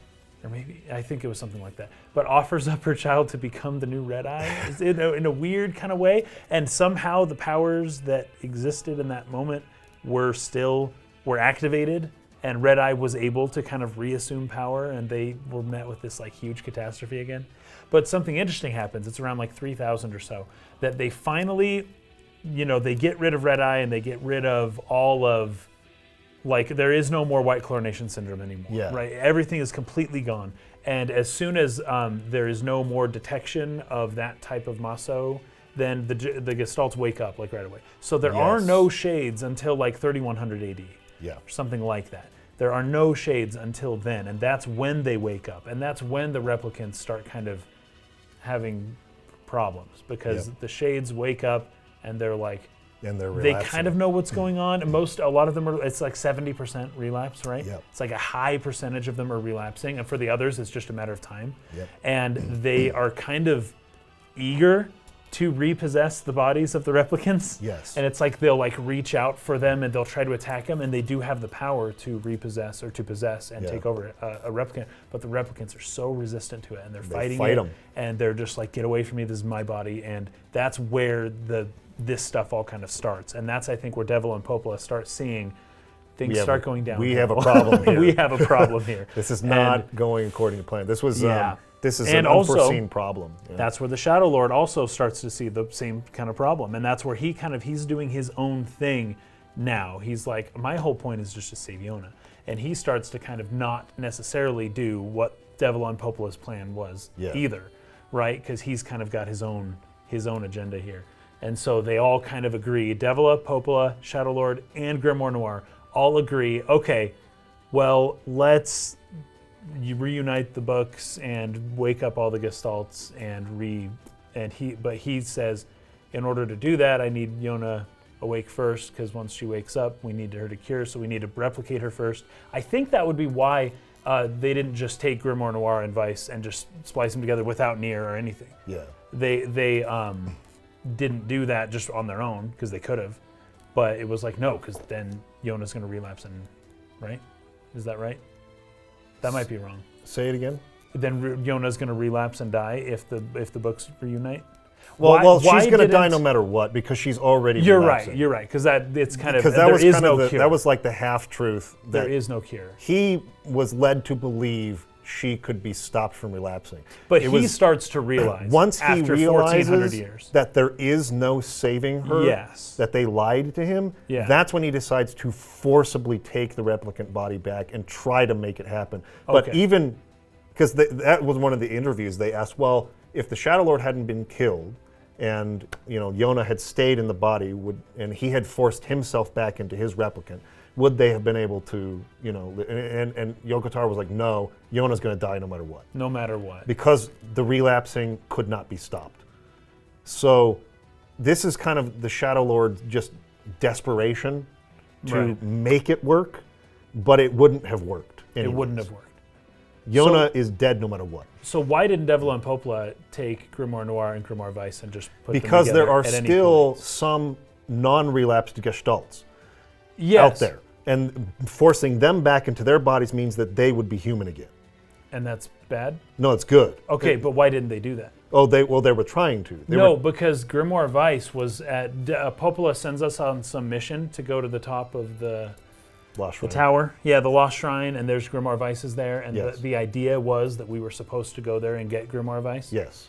So they knew where it was. They Yes. could have just gotten it. No, and they because were already in contact They with Shadow also Lord. have to have the sealed verses. So there's a fail-safe. Oh, that's it. That's the difference. Okay, There's that's what all there's makes a bit more of a sense. fail-safe just to Yeah. make sure that this doesn't happen by accident or too early or That's so right. Vice, as he is, cannot connect with Noir and make it happen. You have to collect the sealed verses and That's then right. bring them together. Okay. And they send him on this mission to do that. But So I guess theoretically they could have done it themselves, and in hindsight, they should have. But they had determined not to, that they were just going to kind of use NieR to do this. And I don't think they knew that they didn't foresee the problem. Well, it's dangerous too. Clearly they didn't foresee the problem. But there's probably other little details that I don't even know have ever been explained. Right, but that's enough to my mind where it's like, okay, I kind of get it. Like they didn't know this was going to happen. Otherwise, they wouldn't have done it. When you fight Devla and Popola in the Shadow Lord's castle the first time, they have to copy Vice's powers in order to use them. That's and they're like, well, of course, his powers came from us in the first place, but they had to copy them from him to start fighting you with magic. So before that, I would assume maybe it's like a dangerous mission to go fight these shades. He's got Vice with him. He can go, he has a better chance of attaining the sealed verses than we do. But I don't know what the limits were to them being able to use magic or fight or whatever it is. But it is interesting that they have to copy Vice's powers to fight you. Sure, yeah, that's interesting. And they are only able to copy his powers because you've collected the powers in the first place. Right. You've collected the sealed verses. So maybe it's a matter of we're the managers and it's too dangerous, we might die. Let's send NieR to do it. But there's also an element where they were trying to delay this a little bit because they're conflicted themselves. Yeah. They don't want to make this happen yet, but it's like the Shadow Lord's getting impatient. Isn't working. Yes. They could have waited 1,000 more years, and I don't think they'd have been in a better spot. Right. The shades were relapsing. Yeah. That's the conflict they're having, is that we kind of need to make this happen now, but we don't want to because we care about these individuals in the replicant bodies, and we don't want to make them give up their bodies to gestalts. And at least in part, that is because they themselves, as androids, also, not to the extent of the replicants, because they still couldn't override their programming, but they started to gain sentience themselves. Yes. And they started to feel and... Yes. Okay. So it's a complicated situation, but yeah. All right, so then that's the end of the timeline, and the book kind of goes into the weapon stories, like I mentioned earlier, and then there's some notes from Emil that are kind of funny about just observations about bosses and things that they fought along the way. They're kind of funny. The stories were great, though. I really like the stories. Like, there's one about Emil where it's after he's been blasted out and he lands in the sand, and he's like trying to collect his new body, right? And he's like, oh, I'll just use my magic. And he makes a body out of sand, and then he tries to move, but it all just falls, and he's like, sand doesn't work. And he tries to make one of rocks, but it's too heavy. And so he goes around, and he tries to make one out of feathers, but he's like, he needs too many feathers because all these feathers he gathered, and he's like, this would only make a finger for me. Like, this isn't good. And then it takes him like 30 days to realize that he still has magic and that he can fly. And so he's been rolling along, just a head rolling along this whole time. Emil is just the best character. He's so funny. He's so innocent and kind-hearted and just a good guy. And the whole time, he's just like, you can just hear his voice because just rereading it, he keeps getting himself in these problem situations where he's like, no, wrong. That's not what I meant to do. And you can just like hear it. You can see it almost. Yeah. And then at the end of his story, he tries to use his magic to create a body, and he ends up creating an explosion that blasts his head all the way back to where he first started in that desert. And he's like, oh, man. And then it's over. That's just the whole story. That's funny. But a lot of those stories are fascinating. They're really good. They're really good. There's stories. Some dark ones, too. I mean, there are some dark ones, too. Especially the ones involving Kaine. Yeah, that was. I don't even want to talk about it. Just go fetch and read it. Yeah, read it if you want to. Just know it's pretty. But what I hardcore. found really strange about it, the story involves a woman who's kind of like going around preaching the idea of equality, and she arrives at the Eyrie, and she's trying to like help these people to realize that Kaine isn't equal to them, and she's preaching this ideology about equality. But by the end, she's like, but then she hates Kaine so much. I don't know. It didn't really work for me. Like, it was weird. Yoko Taro's just kind of. Well, he didn't write it. Oh, so you're right. It was, he got. There's the different novelists and scenario writers. Yeah. There's a couple of different people. So he'd seed some ideas, and those guys would kind of take it and make a whole story. But what I found so funny about it is this person is not put off by the shade possession, I know. the monster inside of her at all. It's the fact that she's intersex, yeah. that she's intersex. Oh my gosh. It just freaks her out. Anyways, what's happening? Yeah. It's very explicit, but It's very explicit. Still, it's so funny in not a good way to me. It's funny in a bad way to me that she cares more about the fact that it's weird, like masturbating, than about the fact that she's possessed by a shade, and it just like freaks her out. She's disgusted by it, and like, anyways, it's crazy. But the stories in general aren't so bad. They're pretty Just good. Don't read that one. Emil and Haluaz was really. I think people should read it. If you don't want to. Unless unless that stuff in general bothers you. Yeah. I don't think it's a bad story. No. It didn't. That little part of it, and maybe there's something to be said about the fact that people can be hypocritical about little things like that. It's like they might preach or talk a big game. Well, that's what they say. You strain at a gnat but swallow a camel, Yeah, right? it's like, so it's like you're so upset about a small thing, but then you're dealing, or what is it? You cast the large beam out instead of straining at the little sliver. Yeah, people tend to be like that, where you're straining at one little thing. Yeah. It's like you're letting this huge other thing go, but it's like a way bigger deal. I'm not trying to say that that's not like true to life. It struck me as being strange, and maybe it would have been better had like more time, a larger word count, more time been put into sort of like setting up why she would react that way. Sure. I don't know. Because we don't know much about her. Anyways, the short stories are pretty good. Some of them are not actually translated. They're like summaries that people found on like a Chinese forum. From China, that were then translated. So that's like the ending E one. It's like the full story's not translated as far as I know. It's just a summary. So it's interesting stuff though. Yeah. And to pick out some of the differences between ending E in the game versus ending E as in this book or the episode Mermaid. Episode Mermaid is pretty faithful to what happens in the game. It's pretty close. There's just a couple of differences, but it's more or less the same thing. Yeah. Okay, so then there's a bunch of interviews, and I kind of copied and pasted a few really interesting quotes, and then just to go through them, just to talk about a couple of things. If you have any too, feel free to bring them up. Okay. So this is a quote from Natori, who was one of the writers of the short stories. That's right, when he was young, she just felt friendship towards a fellow comrade, talking about Kaine's feelings towards NieR, and a person she could trust, but she realized the changes in her feelings when she woke up in the library. We made it to emphasize that during the scene. Yeah, so that was emphasized. You had brought that up. So this was actually, intentional. this is something that I had two feelings about this scene based on the Gestalt version and the Replicant version.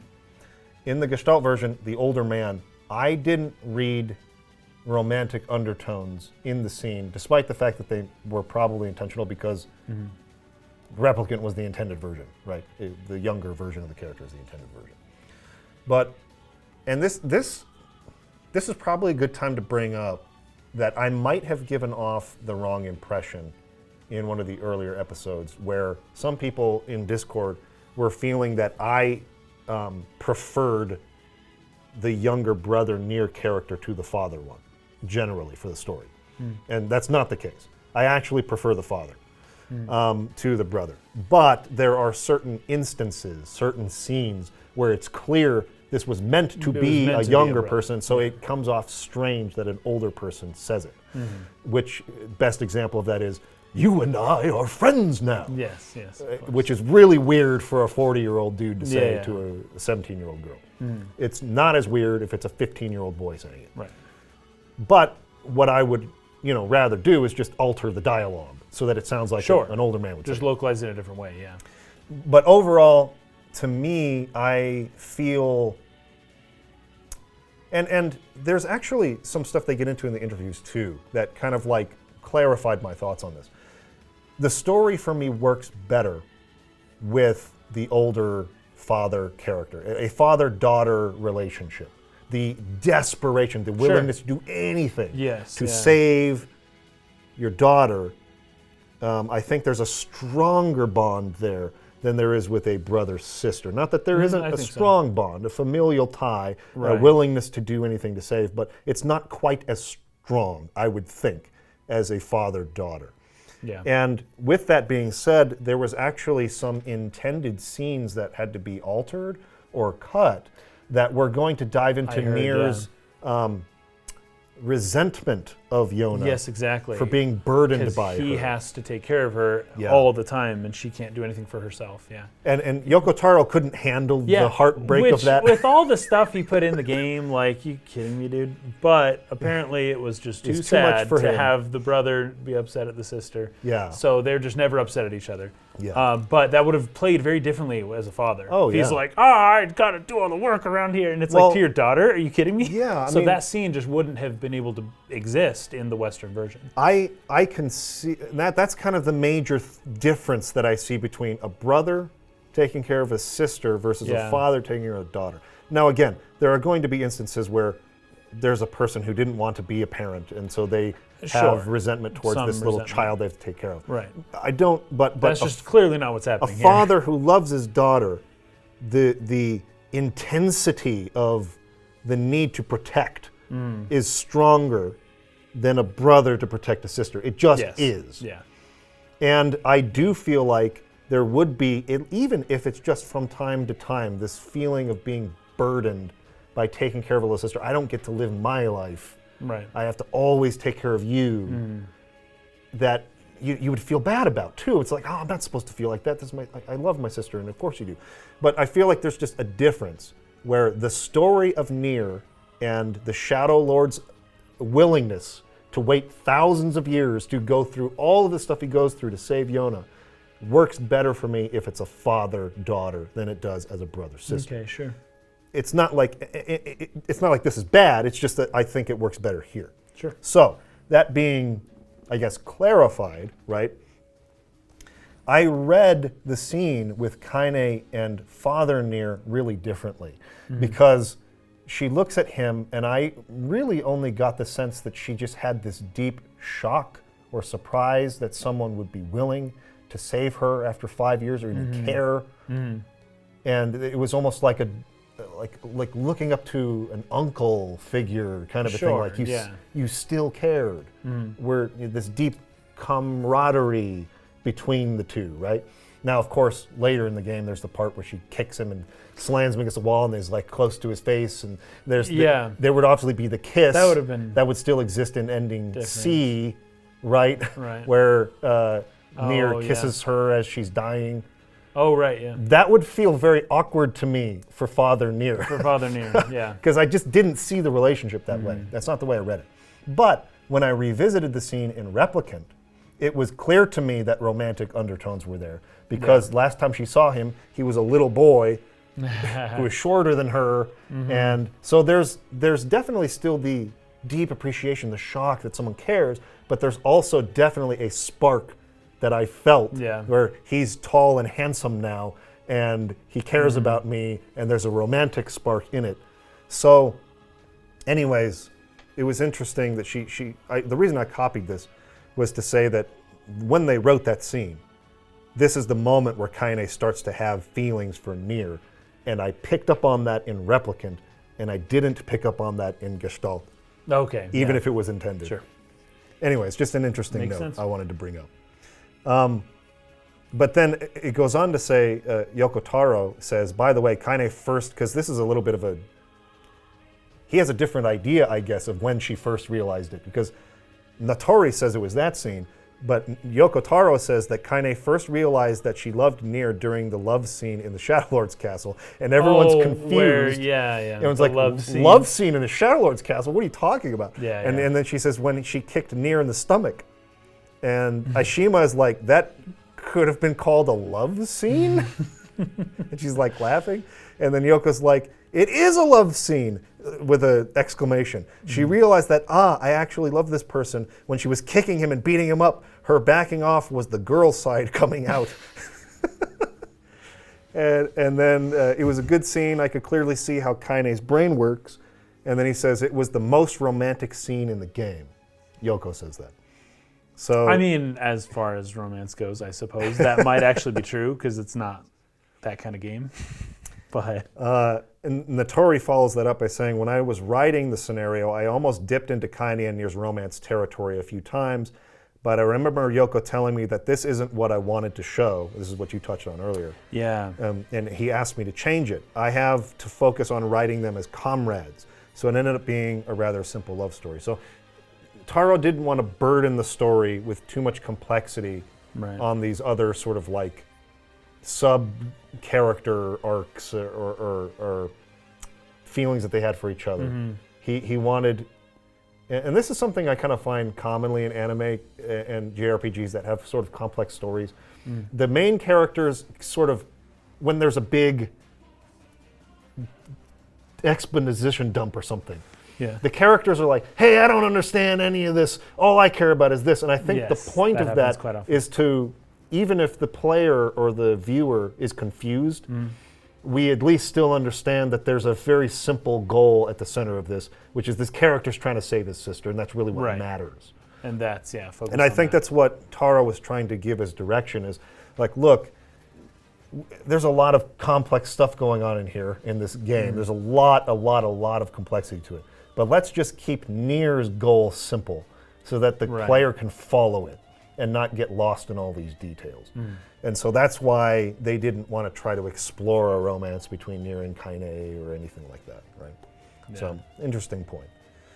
But as a result of that, the development for ending C and D, it might come off as a little bit strange because it's like we're not trying to, explore these feelings or whatever.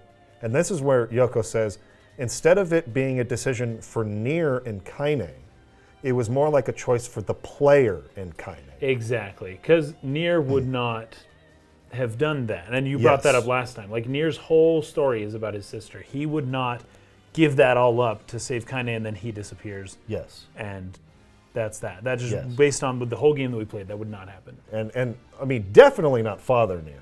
Definitely Brother not. Nier, I doubt too, but I could see it more. Maybe. I could see it more than Father Nier, but definitely not Father Nier.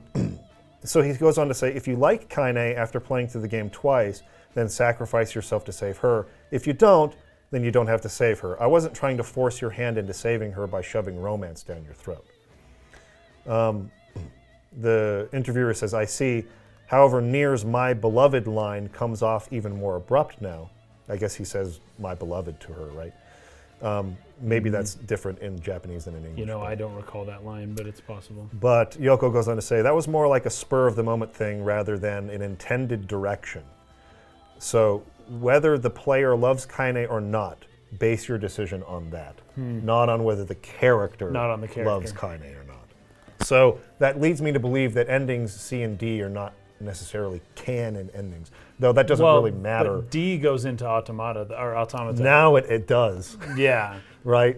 But at the time, Oh, it was right. not, I see what you it mean. was not written that way. It was not written that way. I see what you mean. And so, yeah, Okay. it's just interesting. So it's just a thing for the player should they have felt that Right. connection. But that they but can have that this kind is of ending. this is also a pattern for Taro, where he takes what would seem like a non-canonical ending and makes that the canonical ending later. He quite often does that.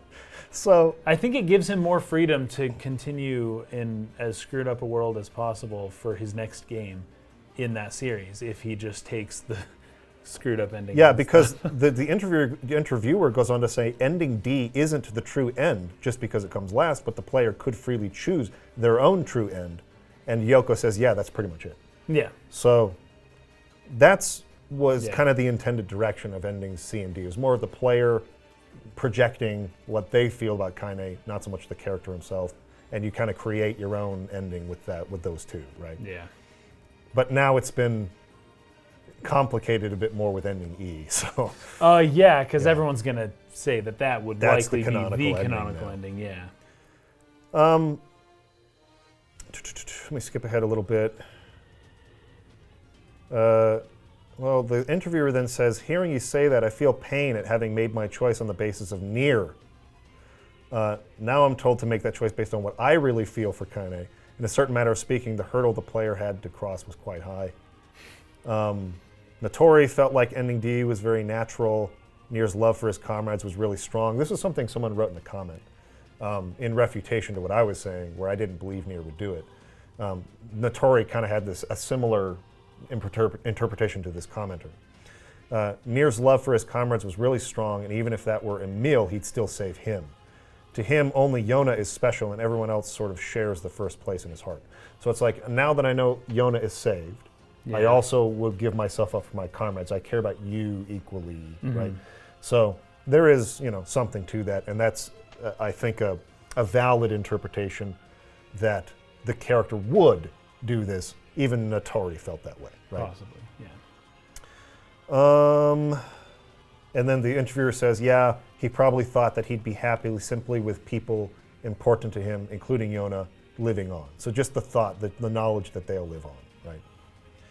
And then Aishima says, to me, ending C was Father Nier's choice, and ending D was Brother Nier's choice. Right, because... But still, kind of what he said, and he can say that, that's fine. But yeah, anyways, it's just... It's a lot of interesting interpretations, and the reason I wanted to point all this out is because even the people writing the story have different feelings about those endings and what Nier would do or wouldn't do, or whether this is for the player or whether this is for the character. Yoko Taro may feel this way. That was the way I felt. Right. But other people feel differently, and even these other scenario writers and short story writers also had those feelings. And that's the genius of having multiple endings. Yeah. You can have the ending for the player, the ending for the character, the ending for your westernized different character, the ending for just whatever you can kind of choose it however you want. Yeah. Until a game like Automata comes out, and then everyone's like, nope, D's the only canonical ending. And then, it's just what it is. Exactly. But he's pretty smart to do that, I think. Although I do have to bring up, because you brought up last episode about how did Tyrann bring Kaine back in ending how D? does the rule work? Yeah, how does the rule work? Where was it explained? How does this make sense? How does Tyrann know about it? There is sort of a maybe way Tyrann know about it just because he's Yura. So just to clarify, we're talking about erasing Nier. How does erasing Nier from existence bring Kaine back to being a normal human again? Why does that rule exist? How does it work? Was my question. It's like an exchange kind of thing. Yeah. And that question is asked here in the interview. So here it is.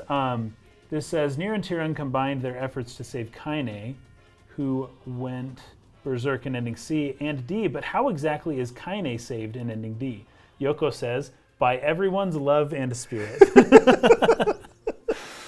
The Dragon Ball Z situation. Yes, just once give again. your spirit to the big spirit ball. So you're right, it's not explained. Yoko doesn't offer any explanation. It's just this is how it is. He just wanted an alternate sway of balance from ending C to ending D, and for the player to experience a different, scenario.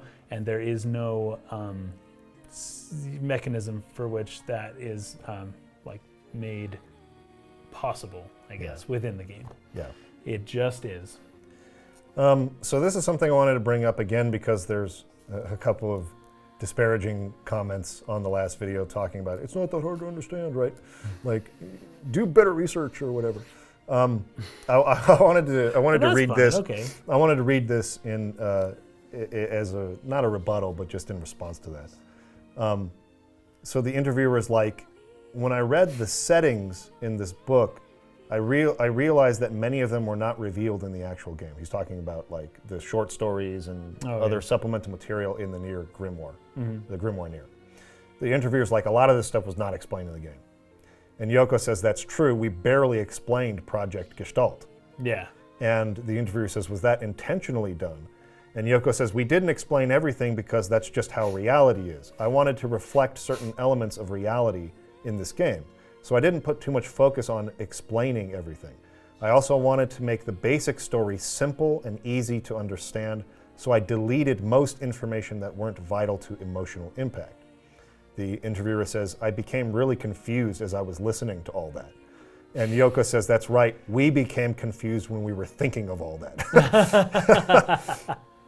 But I didn't think this information was necessary to the enjoyment of the game. These settings don't really matter. So I think a lot of people who are watching are possibly longtime veterans of Nier. in the same way that I'm a longtime veteran of Middle-earth stuff. Yes. And I've dedicated a substantial number of hours of my life to learning the lore of Middle-earth. For many years, decades. And these people similarly have spent a lot of time delving into Nier. Yeah. This was my, in reality, first playthrough of the game. So I'm not going to read supplemental material before I play the game for the first time. Right, and that's true. A lot of what we were doing on the podcast is we're analyzing the story, right? Yeah. And so as we go through the story, we're giving our critiques and analysis and our attempt at understanding the artist and the author. And that's what we're doing here. And so as we play this game, we are analyzing the story for what it is, not for what it is as it's presented, right? Because certain info is presented little by little, right? We didn't read Grimoire NieR first and then start playing the game. We didn't play the game first and then start replaying it again. We're analyzing the story, and sometimes it's just as effective. Well, it's effective in a different way to analyze a story the first time you see it, as a new person, as like the way that information's presented. Oh, I didn't know this was going to happen. What are they going to do with these characters? As opposed to analyzing it, which is equally valuable. They're both valuable. Analyzing it once you know everything, and then as a retrospective, kind of like what we often will do on the channel. But there is also tremendous value in analyzing something as a first-time viewer, first-time experience of the thing itself, because the first-time experience is what colors the rest of your experiences with the thing going forward. And it's really important to nail that the first time, right? As opposed to on subsequent playthroughs, oh, okay, this makes more sense now. And this is actually just kind of a larger goal that I wanted for the podcast, where as often as possible I would like for one of us to have played the thing before and one of us to have not played the thing before. And that could switch back and forth. And that's fun. That makes for interesting conversation. Because you get the perspective of one person who is very familiar with the thing and one person who is not. And I think both of those perspectives are valid. It just so happened that on this particular game, neither of us had played it before. But this will happen because one of the reasons we chose, or we put this in the poll for you guys to choose on Patreon and Subscribestar, this particular game is because the remaster was coming out. And it was a relevant topic. Yeah, it was relevant. It was new because we don't always just want to be talking about old games. Old stuff. Now, I understand NieR came out 10 years ago, but we also want to occasionally play newer games on this channel, and this will be the result of a newer game. We've never played it before. We're jumping into it. We were treating this as that because Nier Replicant version 1.22 had just come out, and that's kind of like, that will happen, occasionally as well. So, anyways, I wanted to bring that up because all of this supplemental stuff, according to him, is not the important thing anyways, but like it is confusing. It's not easy to like understand the story of Nier. They didn't make it going easy. On. And but but now that we've read all this, it's coming together, right? Like which is how it works. You play the game, you beat the game multiple times for multiple endings, and then you read the supplementary material so everything makes sense, and then you're good. You don't expect us to know everything on podcast 1 of a game we never played before. And in addition to that, but opinion, please do enlighten and inform us in the comments. We have no problem with that. That's actually great. We like to read that stuff. And correct us where we're wrong. I'm speaking specifically to the disparaging corrections. Just don't be a jerk. Not to the people who are, because there were far more people offering perspective or corrections who are saying, hey, it's actually like this. Like I'd like to hear your thoughts on this. Or I disagree with you here, or it's actually this. That's fine. Love to read those, and we have copied many of those comments to respond to here at the end of this. So. But like a book club, if you're a jerk, you might get kicked out of the club. It's like, hey man, we're just reading the book. But also our opinions. Please correct us. Our that opinions. Being said, please correct our us. opinions are not concrete. They're fluid. They're going to change based on new information. Absolutely. I am open to having my mind change on things. That's going to happen from time to time. Sometimes I'll get the new perspective and it won't change my mind, and I'll give you the reason why. But that's the back and forth book clubbish nature of this podcast, right? Anyways, I just wanted to clarify that's the point of what we're doing. Okay. And the bit, just to reemphasize, we are analyzing the story most specifically. We analyze other things as well, but in analyzing the story, we'll take it piece Piece by by piece, piece. right? We're not just throwing it all out there. This is many podcasts. We got a lot of time, Yes. many hours that we've talked about this game. A lot of time to go through all the finer details and to iron everything out. Right. Okay. Actually, that's the end of my notes. Okay. Do you have nice. any more? I do, because there's the one thing that I want to talk about that I didn't talk about last time. And Okay. just as a general, you probably hear from me occasionally anecdotes based on archetypes or old stories, or in particular Bible stories or ancient kind of history kind of story stuff.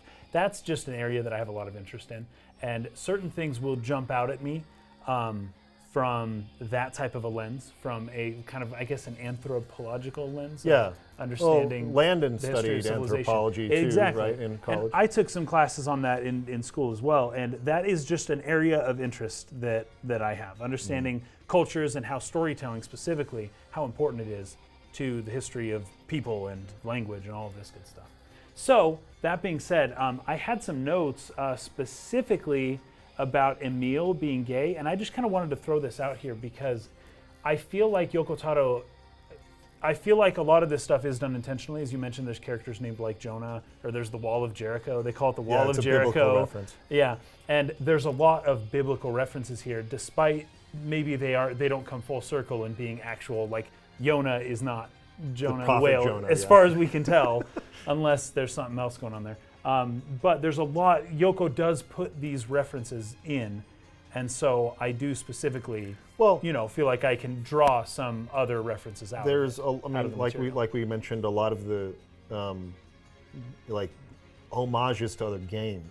Oh yes, right? like Resident Evil, Zelda. In some of these interviews, they actually talked about how it was too close to Resident Evil. Oh yeah, and they were concerned that it would be seen as plagiarism. I didn't and know they this. They had to like alter it a little bit. A few people that worked on a Resident Evil game then moved over to work on NieR really? afterwards. Okay. Some of it was similar people from the same team that had worked on that before. Right. And so I feel like that might have been where some of the problem is. They're like, oh, I know how to do this. And it's like, whoa, that's exactly the same. Can you change it? Yeah. Please change it. But yeah, he often is paying homage. And that's part of what creates an archetype is people will pay homage or reference something previously, and then the next generation references that, and the next one references it again. And then before you know it, you've created an evolutionary lineage that the story can be traced back through that incorporates all these different elements through many generations. And before you know it, the story is focused down to like a basic moral thematic kind of tenet, and it encompasses their culture, and it explains, like sometimes it's cosmological or it's mythological or whatever. Yeah. So in the case of Emil, I have a connection here. In these notes here, the scientist, as written by not Yoko himself, I guess, but whoever wrote those notes there, comments that the people who suffer from white chlorination syndrome turn into basically a statue. He says, or he or she, I can't tell because it's Japanese, Yeah. that the people who turn to salt, it looks like they're just white, like a statue, something like that. Yeah. You remember reading that? Mm-hmm. Anyways, but upon closer examination, it is essentially salt. And this is where we first learned that that's exactly what's going on here. Some people might know kind of where I'm going here, but I'll just read what I wrote down here. Emil being gay and having a problem with the whole pillar of salt thingy. Having a problem. Okay, I don't know what I was thinking when I wrote this. Maybe I shouldn't read it. Okay, is very Sodom and Gomorrah-esque. It embodies the entire story.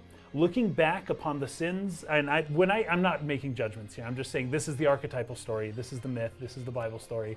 We're just presenting it as is because this is where our modern stories come from. We are in favor of gay rights. Just be cool. Okay. Just be cool, man.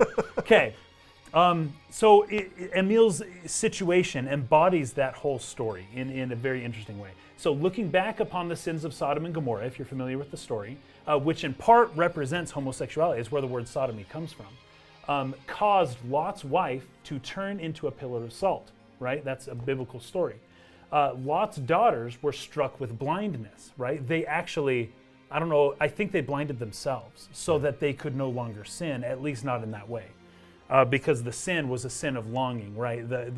Lot looked back and longed upon the past and turned into a pillar of salt. And so the daughters, to prevent any type of issue with that, they made themselves blind so that they could not look back and turn into a pillar of salt. Already you're going to see some connections here with Emil. But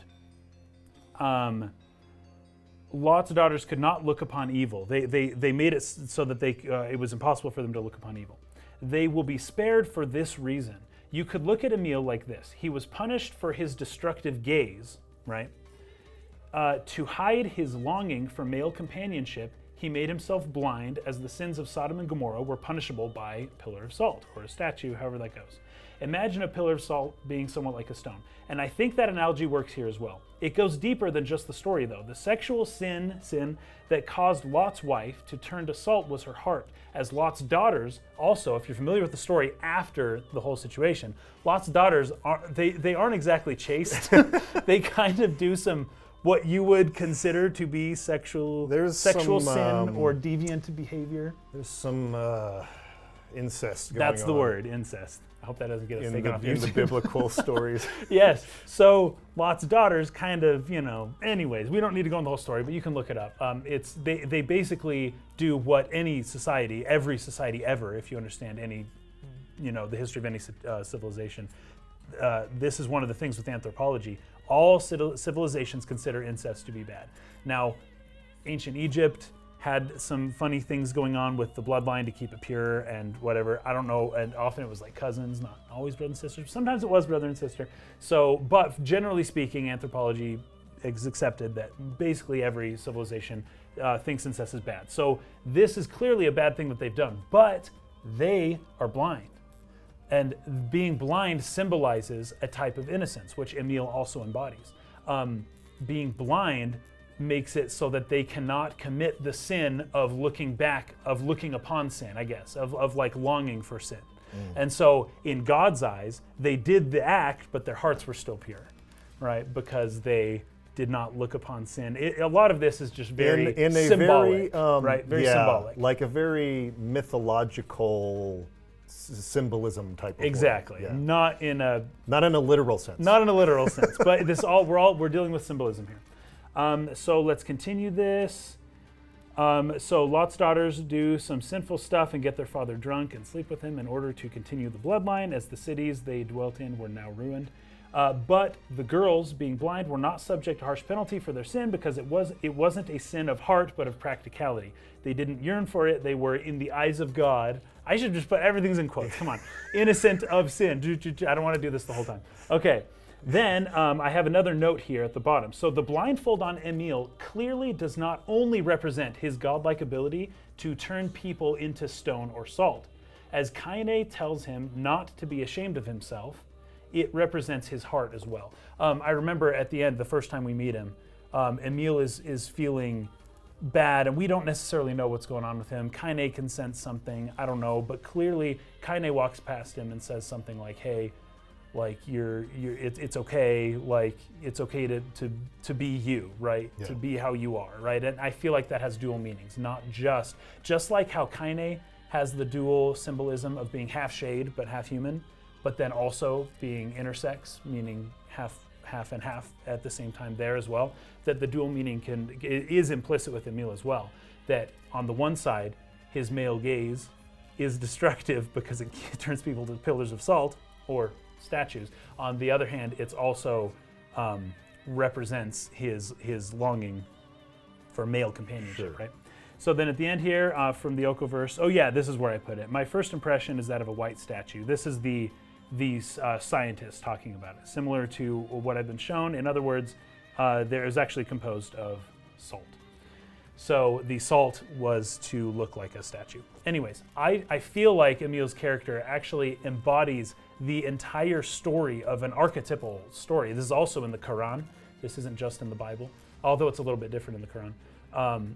But the Yoko Taro implements a lot of this archetypal storytelling, and I don't even know if it's intentional. I don't think archetypal storytelling has to be intentional. Yeah. I feel like that's part of what makes archetypes archetypes. They're ever present in culture and in the mind of the people. And when you tell stories, it resonates with the people for reasons that they don't even know necessarily. Sure. But when you write and tell a story, you are drawing upon these archetypes without even necessarily being conscious of it.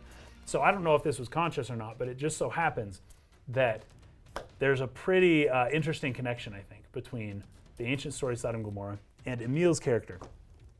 and I just pass that on to you guys. And you can hate me for seeing that the connection exists, but I feel like I laid out a pretty good case, and it's just an archetype that people understand, and it's present in lots of media, not just this game. But I did notice this particular thing here. So, very interesting connection and interpretation there. And I want to say this because it's also going to apply to when we start getting in the comments here in a minute. Oh, great. Regardless of what you felt Kaine just said, let's clarify one more time what he definitely did not say. And that is that Yoko Taro was somehow trying to put a biblical message about homosexuality, whether it's a sin or not, into his game. He was not casting moral That's judgment. not what he said. No. Okay? So just don't go there. Okay. And some people will be upset at me even drawing a connection. That's fine. I don't really care, because that's the funny thing about archetypes, man. They're present in the culture, whether you want them to be or not. This is about archetypes. It's about archetypes. It's about storytelling. Yes. And that is like the centrality of storytelling is archetypal, like going basis. back throughout our history. Yeah. These types of archetypes seem to continually resonate with cultures across time, is the point. Okay? All right. I like what you said. I think it's interesting. Sweet. Let's Also, the Shadow Lord was the savior, but then he became a fallen angel that basically resembles the devil. There you go. Okay, we're done. All right. So I want to respond to some comments, and then we'll get into our final feelings on the game, wrapping up. Okay. This one comes from Roberto Szeck. Roberto Szeck. S-Z-E-K. Szeck. Oh, shit. Might be Szeck, actually. Szeck. Roberto Please Szeck. tell us how to pronounce it. Roberto Szeck. That sounds pretty good. All right. Long-time listener from the early Dark Pixel podcast days. Oh, sick. Been around for a while. First-time caller and patron. Long-line listener, first-time caller. I like that. I like it. Thank you for leaving a comment. And thank you for being a patron. You're a beast. I had to leave a comment after finishing this part of the Nier analysis. I just wanted to say I've thoroughly been enjoying it the whole time. Both of you are doing a bang-up job. Very insightful and productive discussions, especially about Facade's Rule Zero and how differently you can interpret the view of death and come to accept it. One thing I'd like to point out We getting into this again? about Kaine's portrait Oh, good. of her grandmother, and because you had talked about how shades might look like they kind of were colored by hands or something. I think I know Yeah, and there was somebody even on Twitter, maybe that if I you pulled can that see up. the portrait. Did you see that? Yeah, I Okay. did. Okay. And it's not what I thought it was. You can see the portrait Fair of her enough. grandmother. You can actually see it inside the shed in the entrance of the Eyrie where you first meet Kaine and where she's implied to live. The portrait seems to have been drawn with color crayons, so to Kaine's point about the shades possibly being similar to the kid's drawing with charcoal, while there may be a compelling theory, it may be something that I wouldn't say is related to Kaine's drawing in particular. Sure. Which I think, that's kind of what I took from you when we were having the discussion in the first place. Not that you were like declaring, I think she drew a shade. I but just kind that of imagined it that way. You kind of just, this more like abstract connection between how shades look like they were drawn by a kid.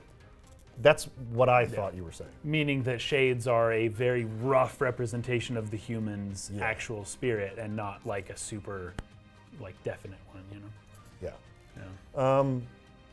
Yeah. He goes on to say, overall, I really like this game despite some of the execution.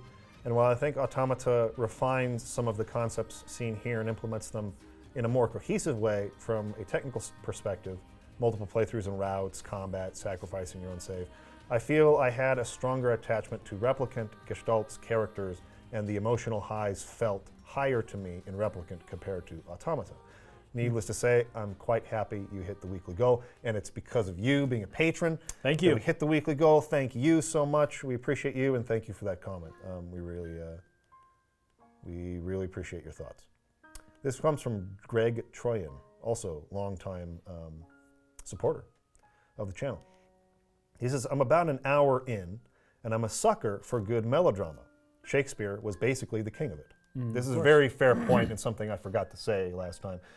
Melodrama is often used as like a dismissive criticism Right. And that's not But it need not be the case. really what it is. It's like, oh, that feels melodramatic, as in, oh, it's over the top, it's too much. It's as if the word is critical inherently, and it's not.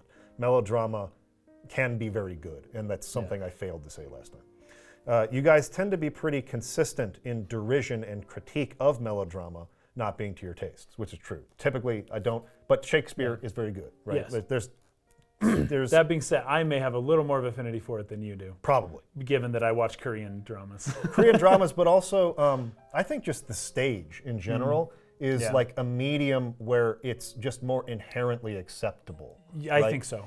Yeah. Like because of how it works, and this is actually something I was going to get into about Final Fantasy at some point that I forgot to say. Final Fantasy in the old days, on the Super Nintendo, the NES, before, well, even during the PlayStation to some extent, when you had your fixed cameras, was theatrical in its presentation because you have a little tiny person on a little screen, on a little stage. They kind of trying have to overact. emote. Exactly. Right? Yeah.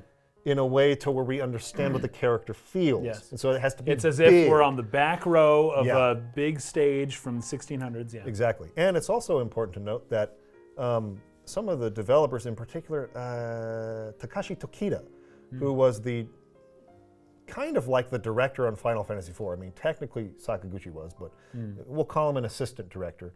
And he directed the remake, the 3D remake. Oh, right? cool. So he was very involved in that, right? He was a theater major.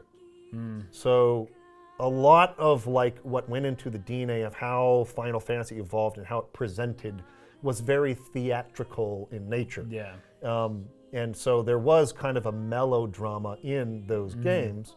And this is, as a filmmaker and someone who's studied a lot of cinema, like when you have a camera that you can move right into somebody's face and you can see straight into their eyes, it's where like more of the more subtle performances are appreciated more. So when something is theatrical versus being cinematic, I have a bit of maybe a different innate expectation of how I prefer the performances to be. Okay. Yeah. So Shakespeare was written for the stage. When I'm sitting three, what do you call it? What do they call it? The rows. Oh, balcony. Balcony. I'm on the third balcony at the way back, right? I'm not going to see the villain. You're not going to hear give whispers. Give a look and just yeah. understand the malicious intent. I have to see the maniacal laughter to understand and it the has to be intent. quite loud to reach all the way to the back. Yeah. Right? So melodrama, I think, really works on stage. So I like going to see plays. Christine is, she studies theater. And so I'll go to plays often with her. And I really appreciate that form, that medium, right, for what it is. And it's inherently different. And you have a different expectation. There's more abstract, sort of like, it's more abstract in nature. You have to kind of believe the little foam thing is a tree in the background, right? Yeah. And so there's a lot of more creativity. expected of the viewer. A lot of creativity into like giving the idea, and that's how JRPGs felt back Pixel on the art? It was.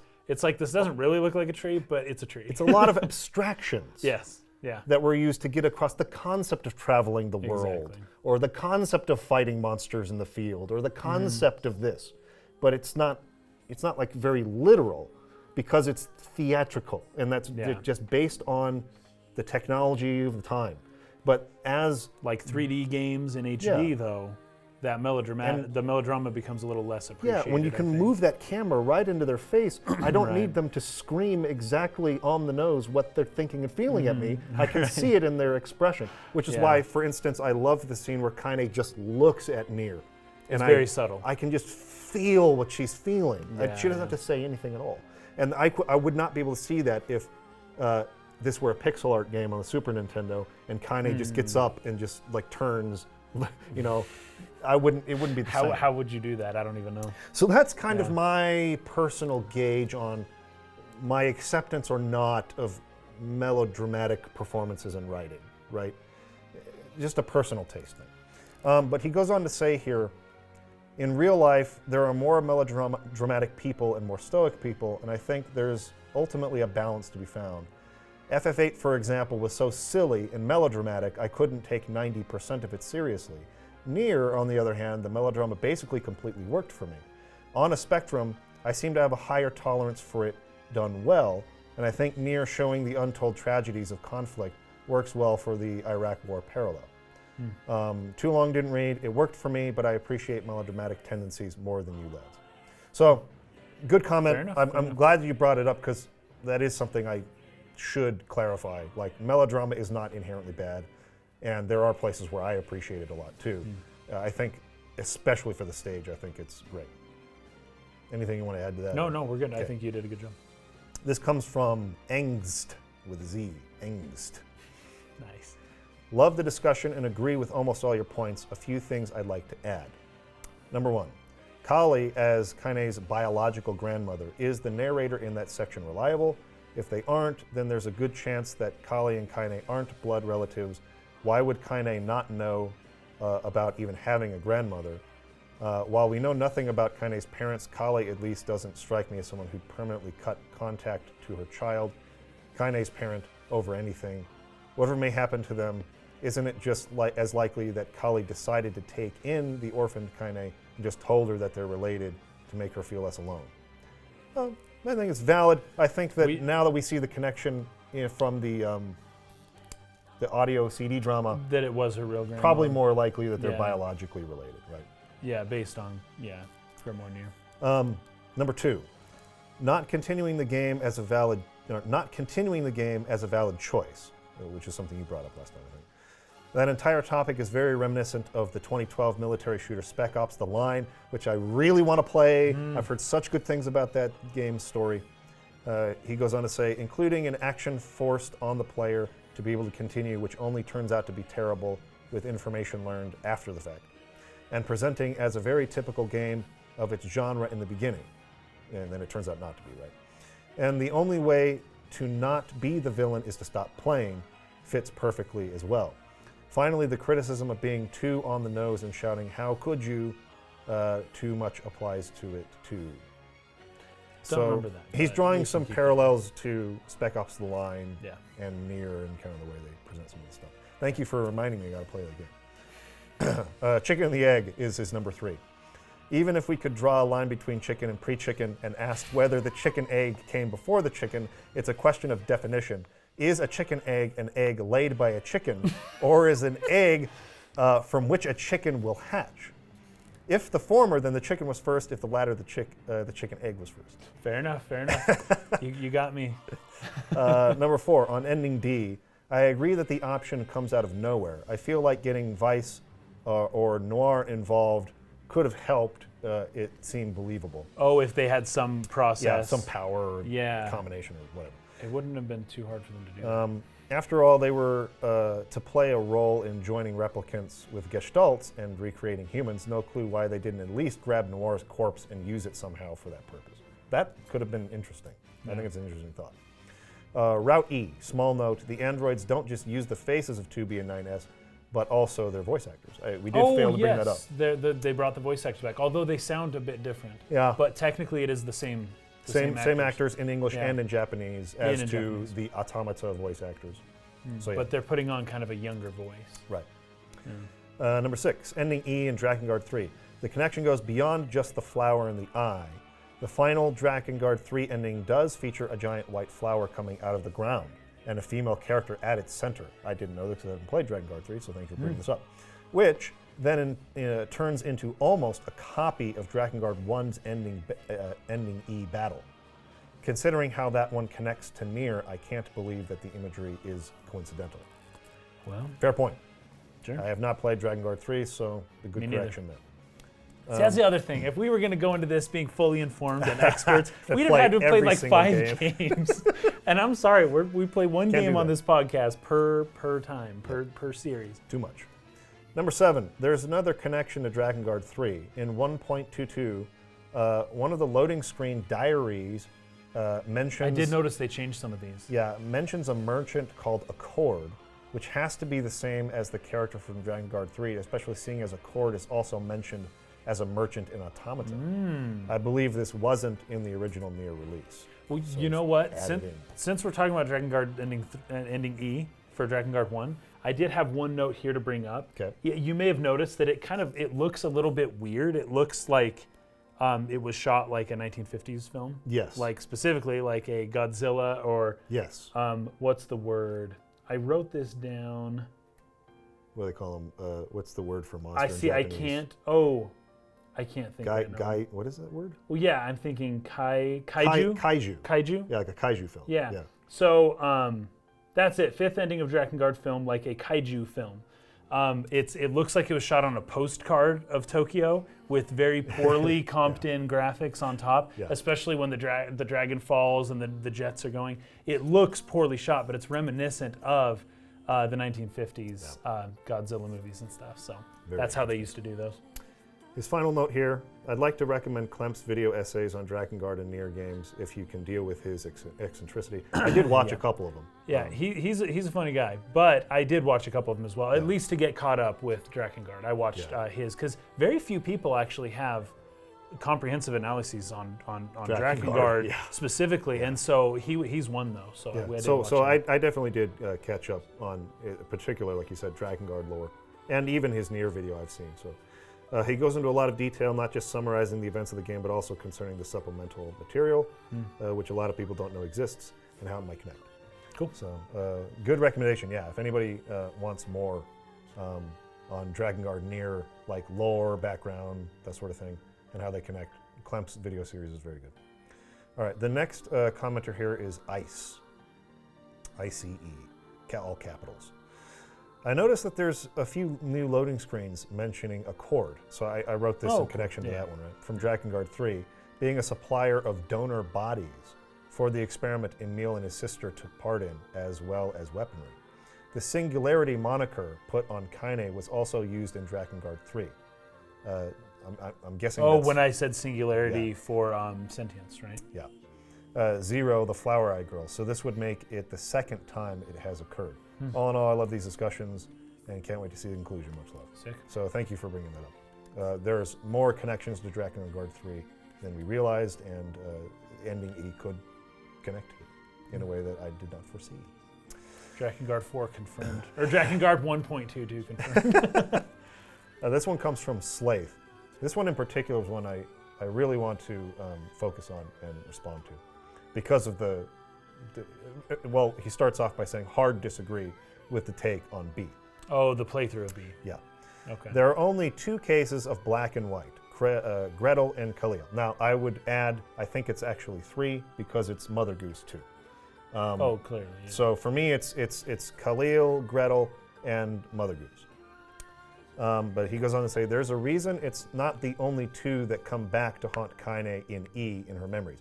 So this was a very good point. I really like that you brought this up. The bosses that you fight in ending E are, aside from Hook, the ones that she would feel guilty about killing. Interesting. So that's a good point. It's Gretel, that's good. Khalil and P33, and so those two bosses you fight, and then you fight Hook, right? So it's like the only bosses you fight in that sort of like reoccur in ending E are those ones where it's like, oh, those were the black and white scenarios, right? So I really like that you bring that up, and that is a good point because the androids are trying to they're trying to make her feel guilty. They're trying to torturing her emotions about this stuff, right? The androids are upset. Like you ended humanity and now relive it over and over. Yeah, exactly. Yeah. So very good point. Something I didn't, not that I didn't necessarily pick up on, but like I failed to connect it to what we were talking about last time. He says, you guys mistook it for a boss rush, which I don't think we did because we didn't say it was a boss rush. Like we didn't say you play all the bosses in this ending E thing. We didn't say now you fight all the bosses from the game. Yeah, I don't think so. At least maybe I don't remember saying that. Maybe if I did, it was I misspoke because you clearly don't. You you don't fight all the bosses. You just play some of them, which is enough to draw the connection between games that have you play the bosses again at the end. Yeah, I think it's enough. So I don't know. I guess that was a miscommunication because I I certainly didn't mistake it for a boss rush of all the bosses. Right. He says it didn't have Rock, who, by the way, is a gestalted dog, not a human. We went over that. We went over that. It didn't have the boar. It didn't have the airy shades. Now, it didn't have the boar, well, but you can't kill the boar. Yeah, you can't kill the boar. How would that have worked? That would have been crazy. That boss fight against the boar just goes on and on and on. There's no end to it. It didn't have the airy shades, but it had the actual villagers from her past. Right, and they were just kind of making fun of her. It had no bosses outside of Gretel, Khalil. The androids tell you why they picked these two. It's because of how Kaine felt about them, right? Very good point. There's another scene they added from the original that happens right after you kill Khalil. Gretel and Khalil, and I guess Louise, are the only times Kaine actually questions herself. The weight of accepting these were not monsters is too much to handle, so she is in denial. Right. Even in E, the androids try to guilt trip her and she dismisses it. So they then send her worst enemy, Hook. All the other bosses have your actions being justified in some fashion. It was either self-defense or revenge. The backstory just means it sucks for everybody, not, oh, I guess you were a terrible person the whole time. Obviously not. The kids with Gretel don't understand what they are, and they kill themselves because they run into the light, right, the sunlight, which I guess NieR should have questioned. And for Khalil, the whole junk heap is about how irrational hatred makes someone. No one is supposed to side with Gideon. His hate infected NieR and us into doing this pointless thing that we don't question either at first glance. NieR realizes it was wrong. It's the only time he actually reacts that way in the whole game. Gideon is also the only important character of a fragment arc not to get any proper cutscene for his adult self, because this game uses cutscenes to tie emotional beats to characters, and they wanted to separate Gideon from it as much as possible. There is a wall or a disconnect. Okay, hold on. There's just a little bit more. I'm going to get through it. It's long, but I'm trying to keep in mind everything I'm going to respond to. You did correctly point out why Shades don't bother trying to communicate with replicants. They see them as soulless shells that are refusing to hand back their bodies. It's only a matter of time until gestalts relapse because of replicants becoming sentient. They do not want to cohabitate, they just want their bodies back. So for some of them, the sooner they die and get reborn, the less likely they are to develop a consciousness. As to why they're within human bodies in the area, I think they touch upon that in Grimoire NieR, which, by the way, gets a new updated version on July 9th. So maybe wait for that date. What? Sorry, guys. We're going to have to look into that. That's in like 1 week. It's like a week from now, exactly. We'll do an update video. Yeah, maybe. 5-minute video. That date of the next podcast in case something important or something is added to that, right? Regarding D, NieR says he loves Kaine during the final boss fight. He wouldn't give up on someone he loves. He literally says that. Again, there are different interpretations even among the creators on this point. Yoko Taro, it was not trying to be definitive about NieR having feelings for Kaine. We kind of went over that already. I think that there are several valid interpretations. I still don't really see NieR going through with D because his primary goal, as Taro explained, is saving Yona above everything else. Yeah. Everything else. Yona's the most important. Yep. Yona has to be saved, or has been saved, that he knows. Of course, he'd give up his existence for Kaine. I don't really agree, but I think it's a valid interpretation that you're saying. Sure. He knows Kaine can watch over Yona, but why would he want her to? and especially, like, Kaine might not want to, right? Right. Anyway. He thinks Yona is finally cured and she is safe from the Shadow Lord. Keep in mind, at the end, Yona is temporarily healed. She can stand, she can jump, she's smiling, she isn't coughing anymore, the black scrawl disappeared. In NieR's mind, he saved her. That's why he can go and and then save Kaine. Okay, so there's really just like one sentiment, and this was shared by another person who was one of the more disparaging commenters from the last video, that makes me need to kind of clarify something. Again, to clarify what I didn't say more than what I did say. I'm not saying that the that the story of Nier is black and white, based on what we get from Route B, right? I'm not saying that, like, as we have built up over every episode, this game is an attempt to get us to look past that kind of dichotomy of thinking in black and white, that there's a lot of morally gray, there's a lot more gray area out there. Yeah. When you see things from a different perspective, it changes how you think about it. And it's not as easy to separate what is right and what is wrong when you are seeing it from the other perspective. Yeah. That's the theme we've been building on from episode 1 of this. We've stated that over and over and over again. We clearly know that that is the intention, right? So somebody was thinking that somehow I was trying to make the case that the story is black and white now, which is not what I was saying. What I was saying is that the execution of some, not all, but some, and I even mentioned like Louise' storyline is not this way. I mentioned that despite it having some elements of that in the recontextualization of Facade, there were still some very effective moments that worked for me. I'm not saying the whole Route B fails. That's not at all what I intended to say.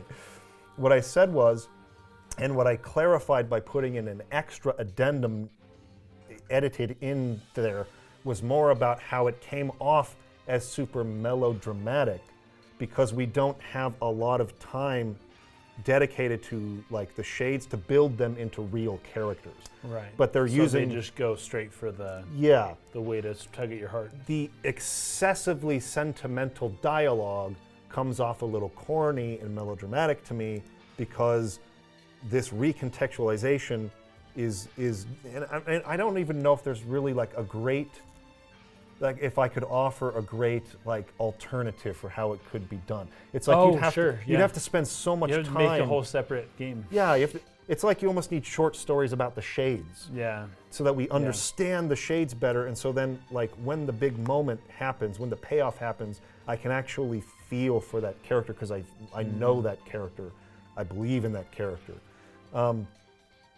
But the criticism was not like all of Route B is this way. It was that there are enough scenarios in Route B, in particular the ones that bothered me were the junk heap with Khalil, the Hansel and Gretel, and the Mother Goose, where it just felt like this is too easy an answer in the recontextualization that doesn't give the full weight to the idea of the theme, which is even good people, when they are convinced they are right, when they are too committed to a goal and they will not open their eyes to any other thing, they can still do great harm.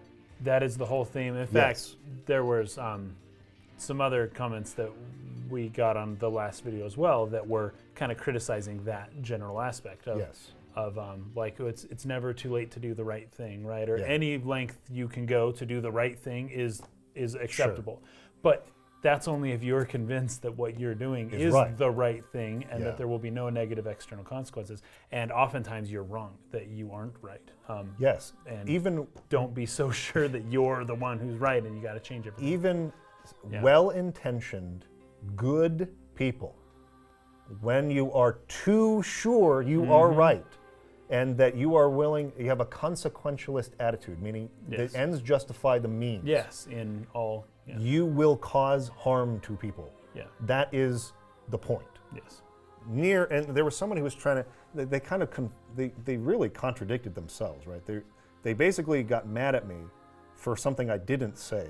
Of course. Which is that the game is, that somehow he was taking that I was trying to claim the game as black and white. And it was like, that's not what I'm claiming. But second of all, he then went on to say, Nier is a bad person, and that was intentional. And it's like, no, that is black and white. Yeah, that's too black and white. Because you're not. You can't say the game is morally gray and then say Nier is a bad person. Right. That's in conflict. Yes. Nier is not a bad person. That's the whole point. Nier is a good person, and he did terrible things because he was too committed to saving Yona, and he would not look at all of the clues along the way to show that there's something deeper here. I don't care if it's an ambush. I don't care about this. There's so many moments, so many like little places of dialogue where it's like, I think it's in the junk heap where I think like Emil brings something up like, you know, what is it about a robot and a shade living together? Isn't that strange? And NieR will say something, who cares? They need to die. He doesn't want to look at any of the potential problems to his goal. He's too committed to it, and he's too sure that that's the right thing to do. And he won't look at it. Even a well-intentioned person, even a good person like NieR, who's willing to help so many people, he's very selfless, go out of his way to help the people of the village and like all these good qualities. Even he will do terrible, harmful, evil things if he's too committed to this. That is the theme of NieR. It is. And if you look at it, Yoko Taro even mentions that in this interview. He mentions that when you're convinced you're right, how far will you go? And that's like, well, it's something along those lines. That's what the theme is exploring. And so to me, the recontextualization of 3 scenarios, not all of them, but of 3 of them, does not do justice to the weight of that theme, because it makes it feel too black and white. It makes NieR look like a bad person when he's not. Now, I do agree that perhaps the takeaway from this should be not, no, NieR's a bad person, but that, oh, that situation really sucks. They didn't understand each other. I believe that that's what was intended to be the takeaway. Sure. I just feel like that the execution... if only they could communicate, or if only they would be willing to communicate, then a lot of pain could have maybe been avoided. Maybe not. This is a criticism of technique and execution, not of concept or idea, right? I wish those scenarios were not quite so simplistic to give weight to the complexity of this idea. That's all I'm really saying. Fair enough, yeah. And so some of the B scenarios didn't work for me for that reason, and they still don't, despite the added context people are giving. That's all. Okay. Hopefully that's clear now. Hopefully people understand what I did not say. Clear enough. Good work. Okay. This one comes from V. Yoko Taro has never said that killing is bad, or that that's the message of NieR. He once said that he used to think that someone that killed dozens and hundreds of people had to be a psycho, in reference to Kaine. But years later, he realized that that's not necessarily true, but rather than being a psycho, that person had to think what they're doing is right, and that's what's happening in NieR. He doesn't kill people because he's a psycho, but because he thinks he's good and the noble and right. We just kind of went over that. I think we just gave a response to that. We understand that, and I think it was you who had mentioned something about like killing is never right or something like that. Yeah, because it seems, and it's not that he said that, it's just that it seems like he is trying to push us towards a pacifist-like perspective. Yeah. And fair enough, very few games do that. So cool. Yeah. But yeah. Anyways, clarification on that point. Yeah, it was like a subtext thing. This one comes from Team Attack. First off, excellent analysis, guys. I absolutely love these. Second, I'd like to point out that nobody takes into account the name NieR. Oh, I know what I wrote this one. The name NieR and its thematic addition to this game and the story. NieR essentially means no or to deny in French, and I feel like it fits the nihilistic tone rather well. We kind of went over that. We talked about it at the beginning. So. And I like it. I like it. I'm not sure if that was intended, but I like it anyway. But it's good. This one comes from M. Tatnall. I don't think you're necessarily supposed to feel guilty as you replay the boss fights and realize who and what you're killing, and the lack of malicious motivation most shades have toward you.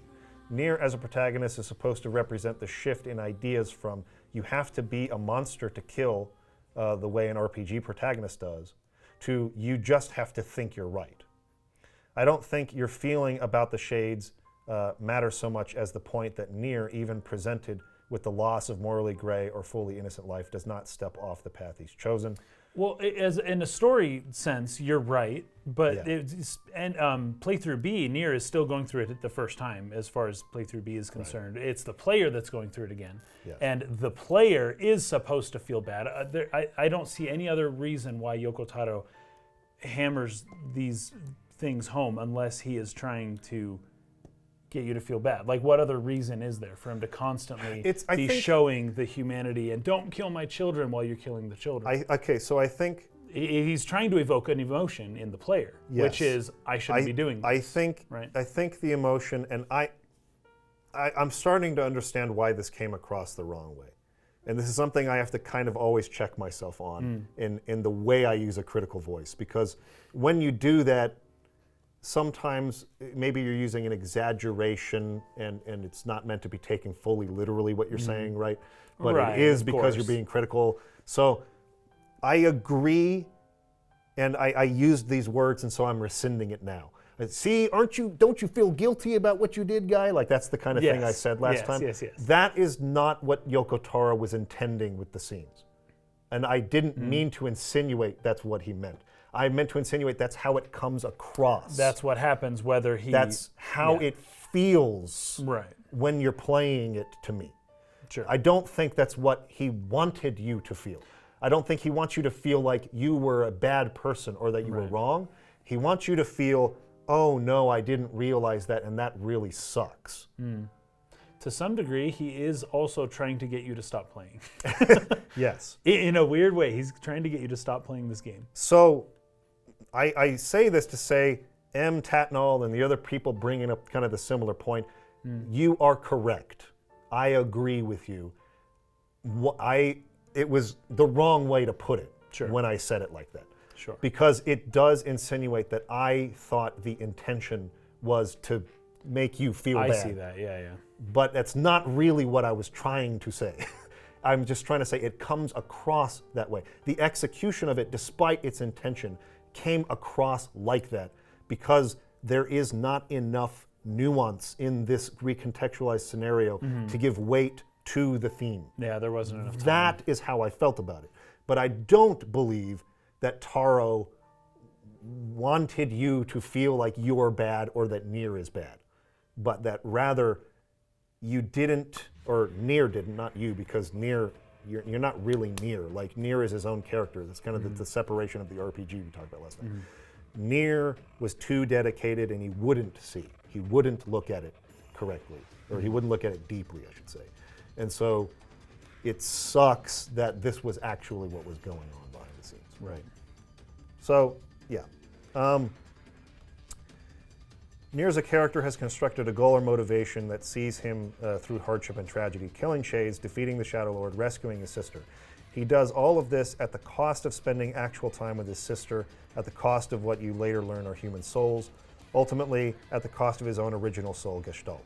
The Machine Shade fight is the only one we really have where it's pushed to the extreme of this is a child who did nothing wrong. Again, I disagree with the babies in Mother Goose. And even Khalil, not Khalil, the Hansel and Gretel one to some extent.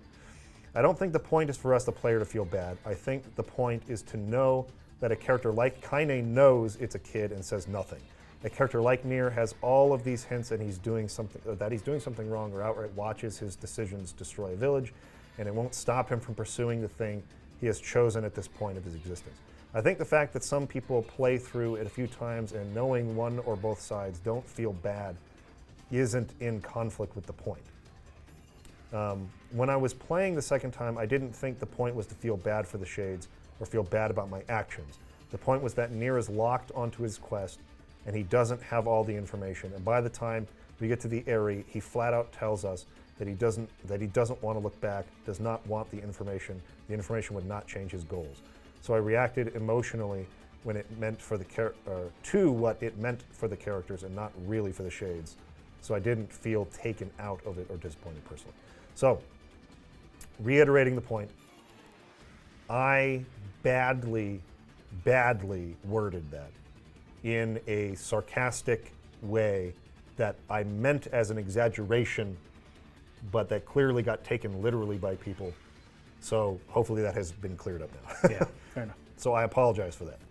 I will try to be more careful in the future about using that voice because it just kind of opens the door for misinterpretation.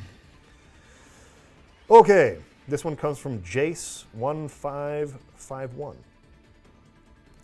In respects to the moment at this time code, I just want to mention that in the Japanese version, all Tyrion says is "nani." So remember where I said like, where she's like, It is. yeah, it is. Nani? Nani? He says "nani," which means like, what? Kind Yeah. of, right? Like, what the maybe? Yeah, what? Or- It just means what? yeah. Yeah. So it's Nani. so it is more of a localization thing than Yeah. him actually having a sudden change of heart. Good point. Good. There's actually a lot of that. I took a couple of notes talking about. There's one particular part right up here where when Popola and Devla are telling NieR that Kaine has to leave and Yeah. can't stay there, or that Kaine and Emil both have to leave. NieR says in English, he says, "This is crap and you know it." Yeah. But in Japanese, he says, "Demo." That's it, demo, which means but. ... Oh.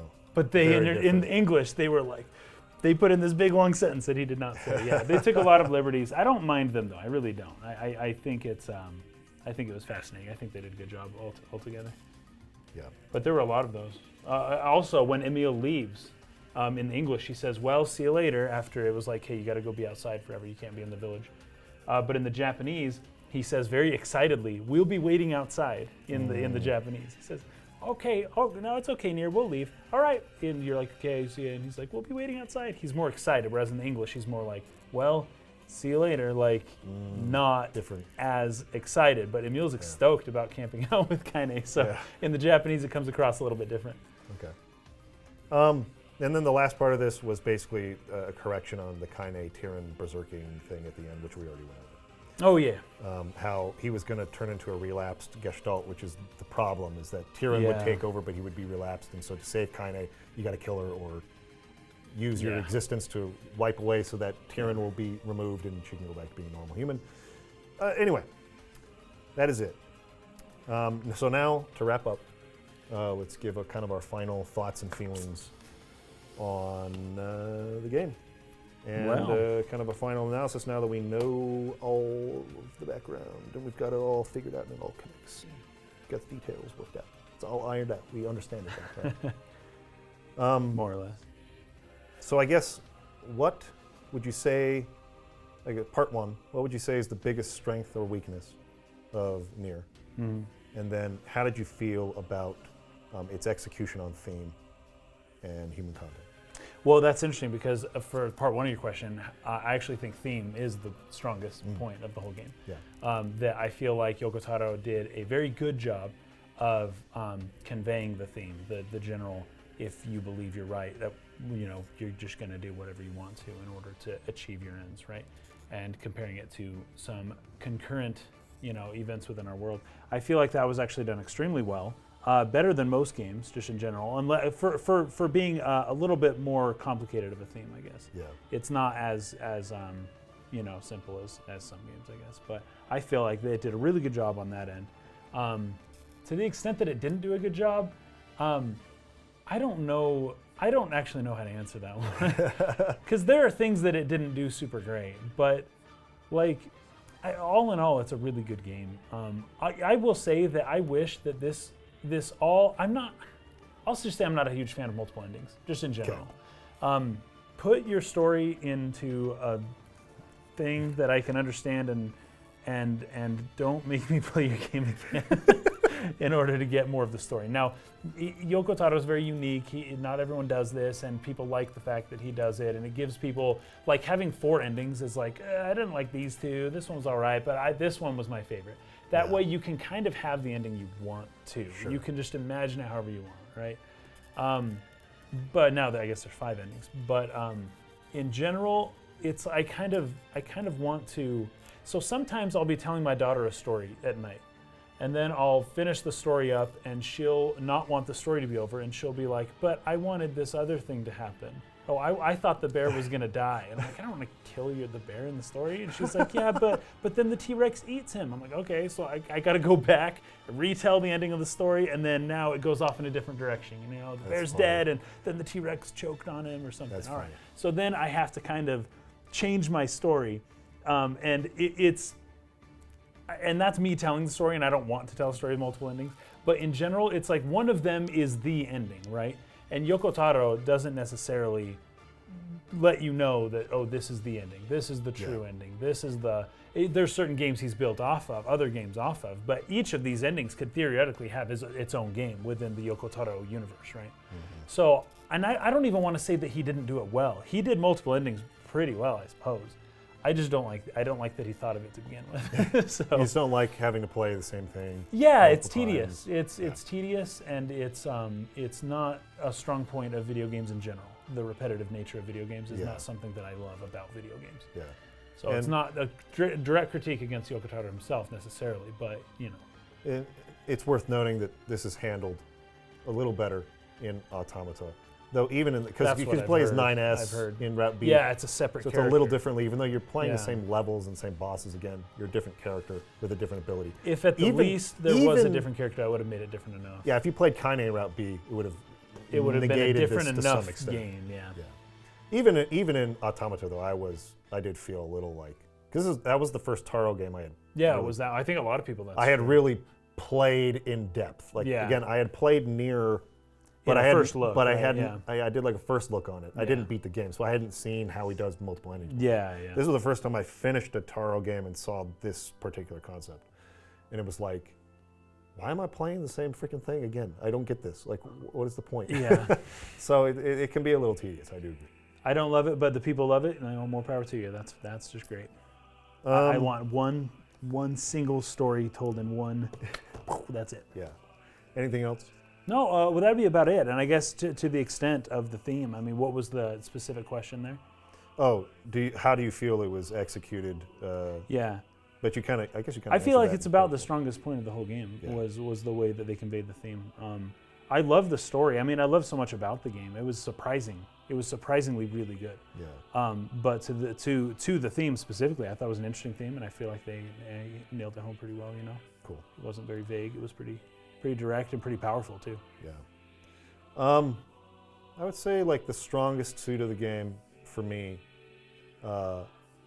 is probably like its use of music to really nail, and we haven't talked about music that much, but to really like nail certain moments of like emotional impact. Like when like at a pinnacle moment when like the theme is being delivered, it's like the music is used in a way where it just like it can really capture the right feeling. Kind of Taro's separation of content versus feeling in the player. Yeah.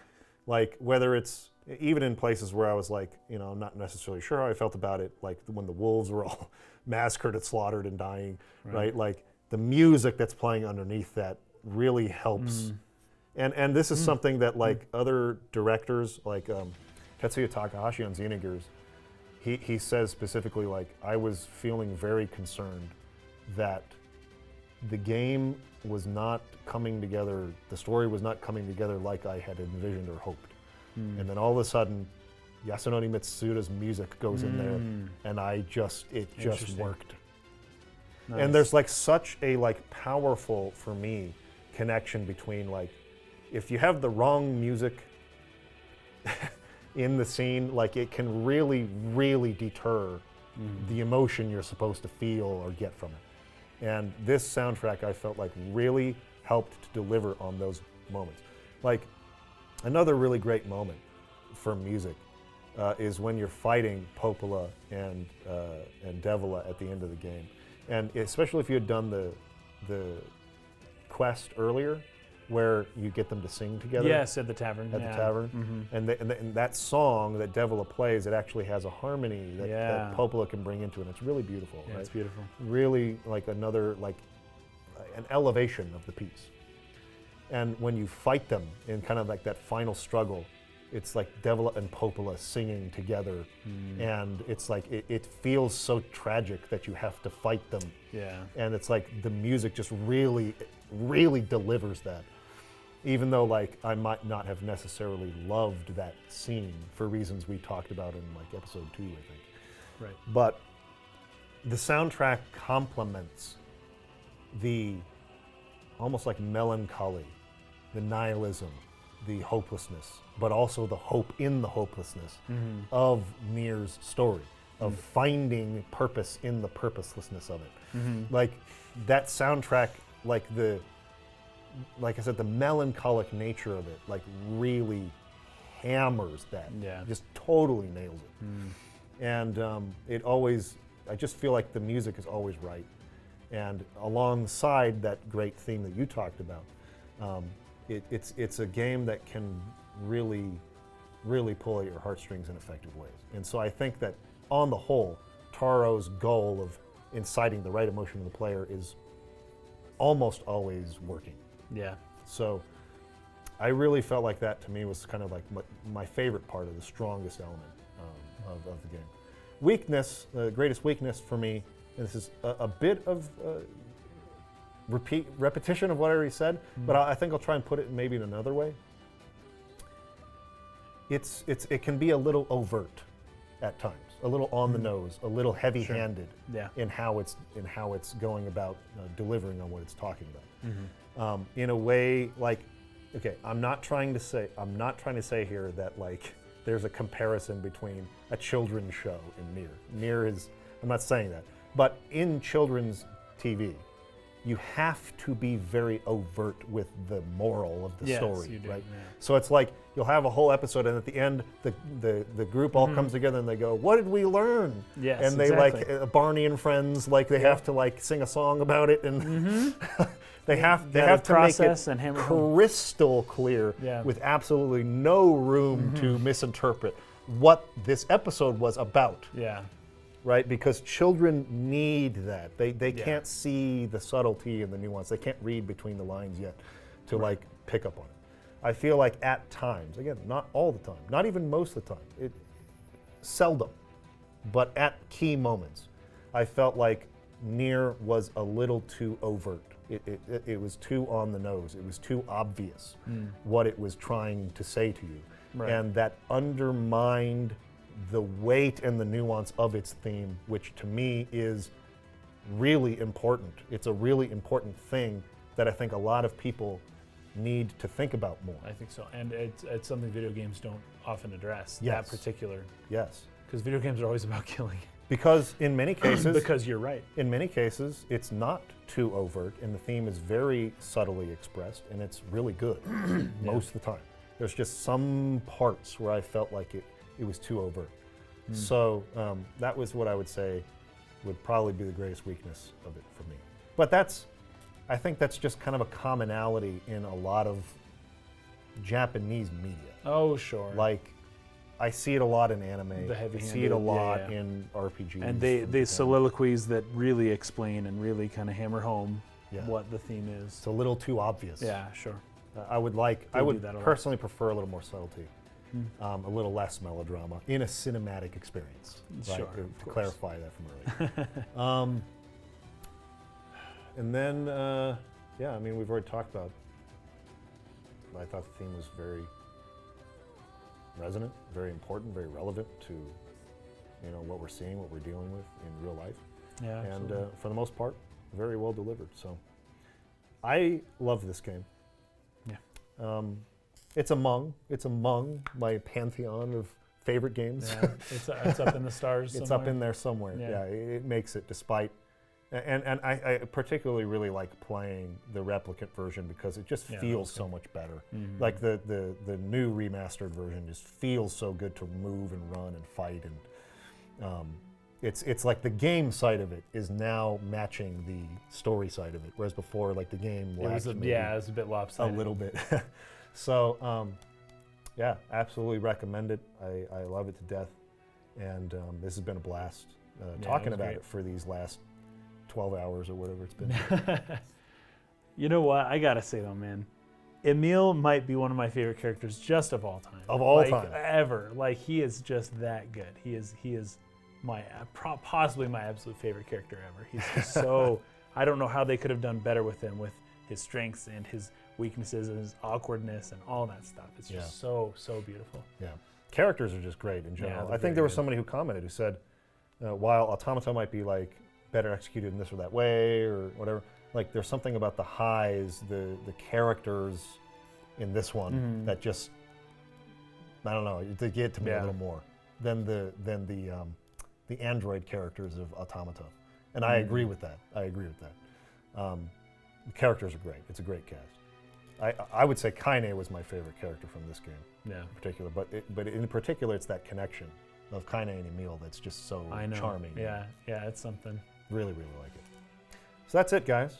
Thank you for watching our Nier story analysis. It's been great. We look forward to even more responses in the comments. We'll look at them and try to respond to them as we can. As I said, I don't know for certain as of this particular moment. Someone could come in and sway the whole thing. But I do. Some hackers could come in. I do feel 99% certain we're going to be talking about Xenogears next week. Yeah. And I am still kind of trying to decide how to tackle that. I talked about it with you a little bit on the phone. Yeah, it could potentially, there's a lot. I am worried that if we do it that way, it would be long. too boring and we're not getting into the game soon enough. So I want to pose this for the audience. My initial thought was, why don't we spend 3 episodes laying the groundwork to understand Xenogears' story before we actually jump into the game. Right. Which is where we would do a whole episode on like Jewish mysticism and like theological or mythological references. Yeah, that'll be great. 1 episode on Freudian psychoanalysis and Nietzschean philosophy. And Jungian theory, I guess, right? His psychoanalysis stuff. And then a whole episode on like dev history and Soraya Saga and Tetsuya Takahashi, the husband and wife pair that made the game. But then I'm thinking, is that going to be too much? That's like almost a whole month where we're not even playing anything. Yeah. So now my second thought is maybe we should just bring that stuff up when it's relevant in the story. Maybe we should just do a first episode on background and like dev history. Sure, and then jump into the game. episode 2, just start playing. And then when the points become relevant, when it becomes confusing, because this is going to be your first time playing Xenogears. I think that's a good idea. I think we should do that. I'm a Xenogears vet of sorts. Yeah, a veteran. There are many more super vets out there. I'm not a super vet. Well, I'm sure we'll find them. But because it might be nice to see the first reaction of somebody who might not necessarily like have the full groundwork laid. I think that's a good idea. Yeah. Okay, I just made the decision. Executive decision. It's no longer posed to you. That's how we're doing it. Gameplay will start. So our first episode, 2. Our first episode will be a dev history, and then our second episode will jump straight into the game. Yeah. So look forward to that, Xenogears. Unless somehow Final Fantasy X upsets it, which I don't foresee happening, but it could, I guess. There's a chance. So you're saying there's a chance. Thanks, guys. We'll see you again soon. Peace out.